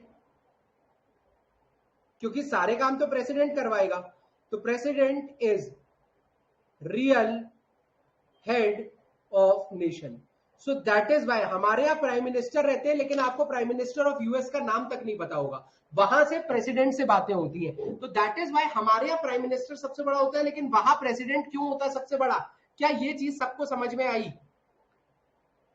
क्या ये चीज सबको समझ में आई? क्योंकि ये एक इंपॉर्टेंट चीज है। ठीक है, अब इसमें पार्लियामेंट्री फॉर्म ऑफ गवर्नमेंट पे भी, जैसे इंडिया और यूके दोनों में पार्लियामेंट्री फॉर्म ऑफ गवर्नमेंट है, इंडिया और यूके दोनों में पार्लियामेंट्री फॉर्म ऑफ गवर्नमेंट है, लेकिन हमारा पार्लियामेंट्री फॉर्म ऑफ गवर्नमेंट और उनका पार्लियामेंट्री फॉर्म ऑफ गवर्नमेंट भी अलग है। ठीक है, बट बेसिक जो डिफरेंस होता है, क्या पार्लियामेंट्री और प्रेसिडेंशियल फॉर्म ऑफ गवर्नमेंट आपको क्लियर हुआ? क्योंकि ये सबसे इंपॉर्टेंट टॉपिक्स में से है भाई, ये सबसे इंपॉर्टेंट टॉपिक्स में से है। Is it clear? तो आज हम बेसिक्स पे ही रुकेंगे। बेसिक्स के अंदर अभी हमें यूनिटरी और फेडरल स्ट्रक्चर देखना है, और उसके बाद फंडामेंटल राइट्स देखने हैं, फंडामेंटल ड्यूटीज देखनी है, डीपीएसपी देखना है, बहुत कुछ देखना है। Is it clear to all of you? Is this thing clear to all of you? So that is why बहुत सिंपल सी चीज है, प्रेसिडेंट और पार्लियामेंट्री फॉर्म ऑफ गवर्नमेंट में दिक्कत नहीं है, इस पूरे सिलेबस में कोई दिक्कत नहीं है। कंसेप्चुअल लर्निंग में कोई दिक्कत हो तो बता दो भाई। नहीं नहीं, तनीषा आपका डाउट क्या है? देखो मैं बताता हूं, मैं मध्य प्रदेश का एग्जाम्पल लेके आपको समझाता हूं कि क्या दिक्कत होती है।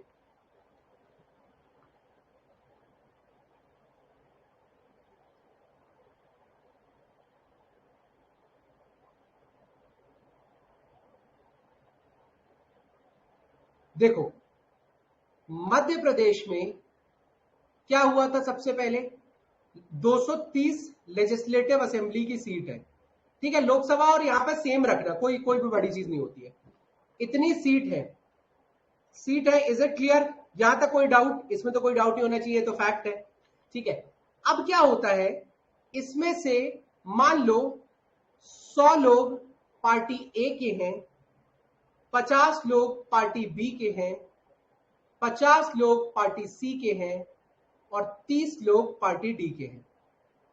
अगर किसी ने मिलके 116 सीट्स ले ली, हाफ से ज्यादा, अगर किसी पार्टी को 116 सीट्स मिल गई, तो वो यहां पर अपनी गवर्नमेंट बना सकती है, एमपी में, मध्य प्रदेश में अपनी सरकार बना सकती है। Is it clear? लेकिन किसी के पास भी 116 सीट नहीं है, तो क्या होता है, ध्यान से समझना, पार्टी ए और पार्टी डी कोलैब करके एक पार्टी ई बनाती है, जिसमें 130 मेंबर हैं। Is it clear? यहां तक किसी को डाउट? जल्दी जल्दी नो लिखते चलो भाई, जल्दी जल्दी नो लिखते चलो यार। अब क्या होता है, 130 में से सरकार बन गई, सरकार बन गई तो प्राइम मिनिस्टर आ गए, प्राइम मिनिस्टर आ गए तो काउंसिल ऑफ मिनिस्टर आ गई, काउंसिल ऑफ मिनिस्टर आ गई तो मिनिस्ट्रीज मिल गई इनको, मिनिस्ट्रीज के अंदर ब्यूरोक्रेट्स हैं, और ये काम करवाने लगे। मतलब ये जो ऊपर, ये जो 130 प्लस पीएम की बॉडी है, ये आपके लॉ बनाएगी। ठीक है, और ये वाली जो बॉडी है, ये आपकी एग्जीक्यूटिव बॉडी हो जाएगी। क्या किसी को यहां तक कोई दिक्कत? क्या किसी को यहां तक कोई दिक्कत? ये चीज कांग्रेस ने पिछले इलेक्शंस में करी थी, बीजेपी नहीं जीत पाई थी। अब क्या होता है, ये जो 30 मेंबर हैं, इनको पार्टी बी बोलती है काम करो, पार्टी बी और पार्टी सी तो साथ में थे ही, अब ये दोनों मिलके बोलते हैं काम करो, तुम भी हमें ज्वाइन कर लो, कहां इनके साथ लगे हुए हो, हम तुम्हें अच्छी अच्छी मिनिस्ट्री दे देंगे। तो इनमें से कुछ एमएलए ये ले लेती हैं, कुछ एमएलए ये ले लेती हैं, तो ये पार्टी डी छोड़ के कुछ एमएलए दूसरी पार्टी में चले जाते हैं। जैसा आपने देखा होगा, जैसे ज्योतिरादित्य सिंधिया है, वो कांग्रेस छोड़ के बीजेपी में आ गए, क्यों? क्योंकि उनको बोला गया अच्छी मिनिस्ट्री दे देंगे। अब ज्योतिरादित्य सिंधिया जो जीत रहे थे, अपनी कॉन्स्टिट्यूएंसी से जीत रहे थे, अब वो पार्टी बी में जीतेंगे, वो पार्टी बी में जीतेंगे। तो क्या होता है, पार्टी बी के कुछ मेंबर्स पार्टी बी में चले, डी के कुछ मेंबर पार्टी बी में चले गए, तो 60 हो गए, और ये भी 50 से 60 हो गए, तो टोटल 10 मेंबर बचे डी में, 10-10 इनमें चले गए। तो अब बी प्लस सी की मेजोरिटी आ गई, बी प्लस सी के पास 120 सीट है, और A+D के पास अब 110 सीट है, तो अब ये मेजोरिटी में नहीं रह गई। तो अब ये वाले लोग अपना क्या बनाएंगे, पीएम बनाएंगे, अपनी काउंसिल ऑफ मिनिस्टर बनाएंगे। तो अब जो पुराना पीएम था वो हट जाएगा, जो पुराना काउंसिल ऑफ मिनिस्टर था वो हट जाएगा। सो दैट इज वाई जैसे ही मिनिस्ट्री में अब ये बिल ऑब्वियसली 120 लोग हैं, तो ये नो कॉन्फिडेंस मोशन लगाएंगे कि हमें पुराना प्राइम मिनिस्टर पसंद नहीं आ रहा, और 120 लोग इस फेवर में वोट कर देंगे पसंद नहीं आ रहा, ऑटोमेटिकली सरकार गिर जाएगी, फिर नया प्राइम मिनिस्टर आएगा, नया काउंसिल ऑफ मिनिस्टर आएगा। तो यहां पर ये चीज की बहुत बड़ी दिक्कत होती है कि जितने भी मेंबर है ना, ये सब लोग असेंबली के मेंबर या लोकसभा या जो भी है स्टेट लेवल पे या सेंट्रल लेवल पे, ये लॉ मेकिंग बॉडी के मेंबर है। लेकिन इनको अगर किसी दिन कोई प्राइम मिनिस्टर नहीं पसंद आया, एक बिल पास करेंगे, एक दिन में सरकार गिर जाएगी। Is it clear? तो सरकार कैसे गिर रही है? क्योंकि एक बिल पास हो रहा है लेजिस्लेचर में। लेजिस्लेचर में बिल पास क्यों हो रहा है? क्योंकि ज्यादा मेंबर्स हो सकते हैं, लेकिन हो सकता है कि कई ज्यादा मेंबर नहीं हो तो भी बिल पास हो जाए, जो भी हो, बट बिल पास अगर हो गया कि प्राइम मिनिस्टर को हटाओ, और उस बिल का नाम होता है नो कॉन्फिडेंस मोशन, अगर ये मोशन पास हो गया तो प्राइम मिनिस्टर हट जाते हैं। Is it clear to all of you? ये चीज समझ में आई? तो इस केस में अंदर जो चेंजेस हो रहे हैं लेजिस्लेचर में, वो बाहर की एग्जीक्यूटिव बॉडी को गिरा सकते हैं। जो चेंजेस हो रहे हैं वो बाहर की एग्जीक्यूटिव बॉडी को गिरा सकते हैं, लेकिन प्रेसिडेंशियल फॉर्म ऑफ गवर्नमेंट में पार्लियामेंट एग्जीक्यूटिव को नहीं गिरा सकता। तो स्टेबिलिटी बहुत ज्यादा रहती है। यहां एक दिन में सरकार गिर सकती है, वहां यूजुअली सरकार गिरती ही नहीं है।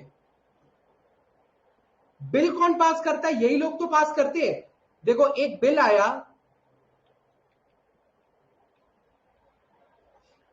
आया, बिल यही लोग बनाते हैं कि एक काम करो, ऐसा ऐसा एक बिल होना चाहिए, एक काम करो, स्कूलों में 10% कोटा डालना है, क्रिश्चियन कोटा। तो अब लोकसभा में बिल आया, तो पहले लोकसभा के मेंबर इसको पढ़ेंगे, इस बिल को पास करेंगे, फिर ये राज्यसभा जाएगा, राज्यसभा के मेंबर इसको पढ़ेंगे, फिर बिल को पास करेंगे, फिर ये प्रेसिडेंट के पास जाएगा, प्रेसिडेंट इस बिल को पढ़ेगा, फिर पास करेगा, तब जाके ये एक लॉ बनेगा जो कंट्री चलाएगा। Is it clear? ये बिल वो लोग पास करते हैं जिनमें से काउंसिल ऑफ मिनिस्टर बनी है। जो ये 545 लोग हैं ना, इन्हीं में से एक प्राइम मिनिस्टर होगा, इन्हीं में से 15 लोग काउंसिल ऑफ मिनिस्टर होंगे, इन्हीं में से कुछ लोग डेप्यूटी मिनिस्टर होंगे। तो ये जो लोग सिलेक्ट हुए जा रहे हैं ना, यही लोग prime minister, council of minister और डेप्यूटी मिनिस्टर बनते हैं। ठीक है, एक दिन में नहीं समझ में आएगा, लेकिन कोशिश करो। ठीक है, चलो यहां पे लेक्चर खत्म करते हैं। Thank you guys, all the best, hope you have enjoyed the lecture.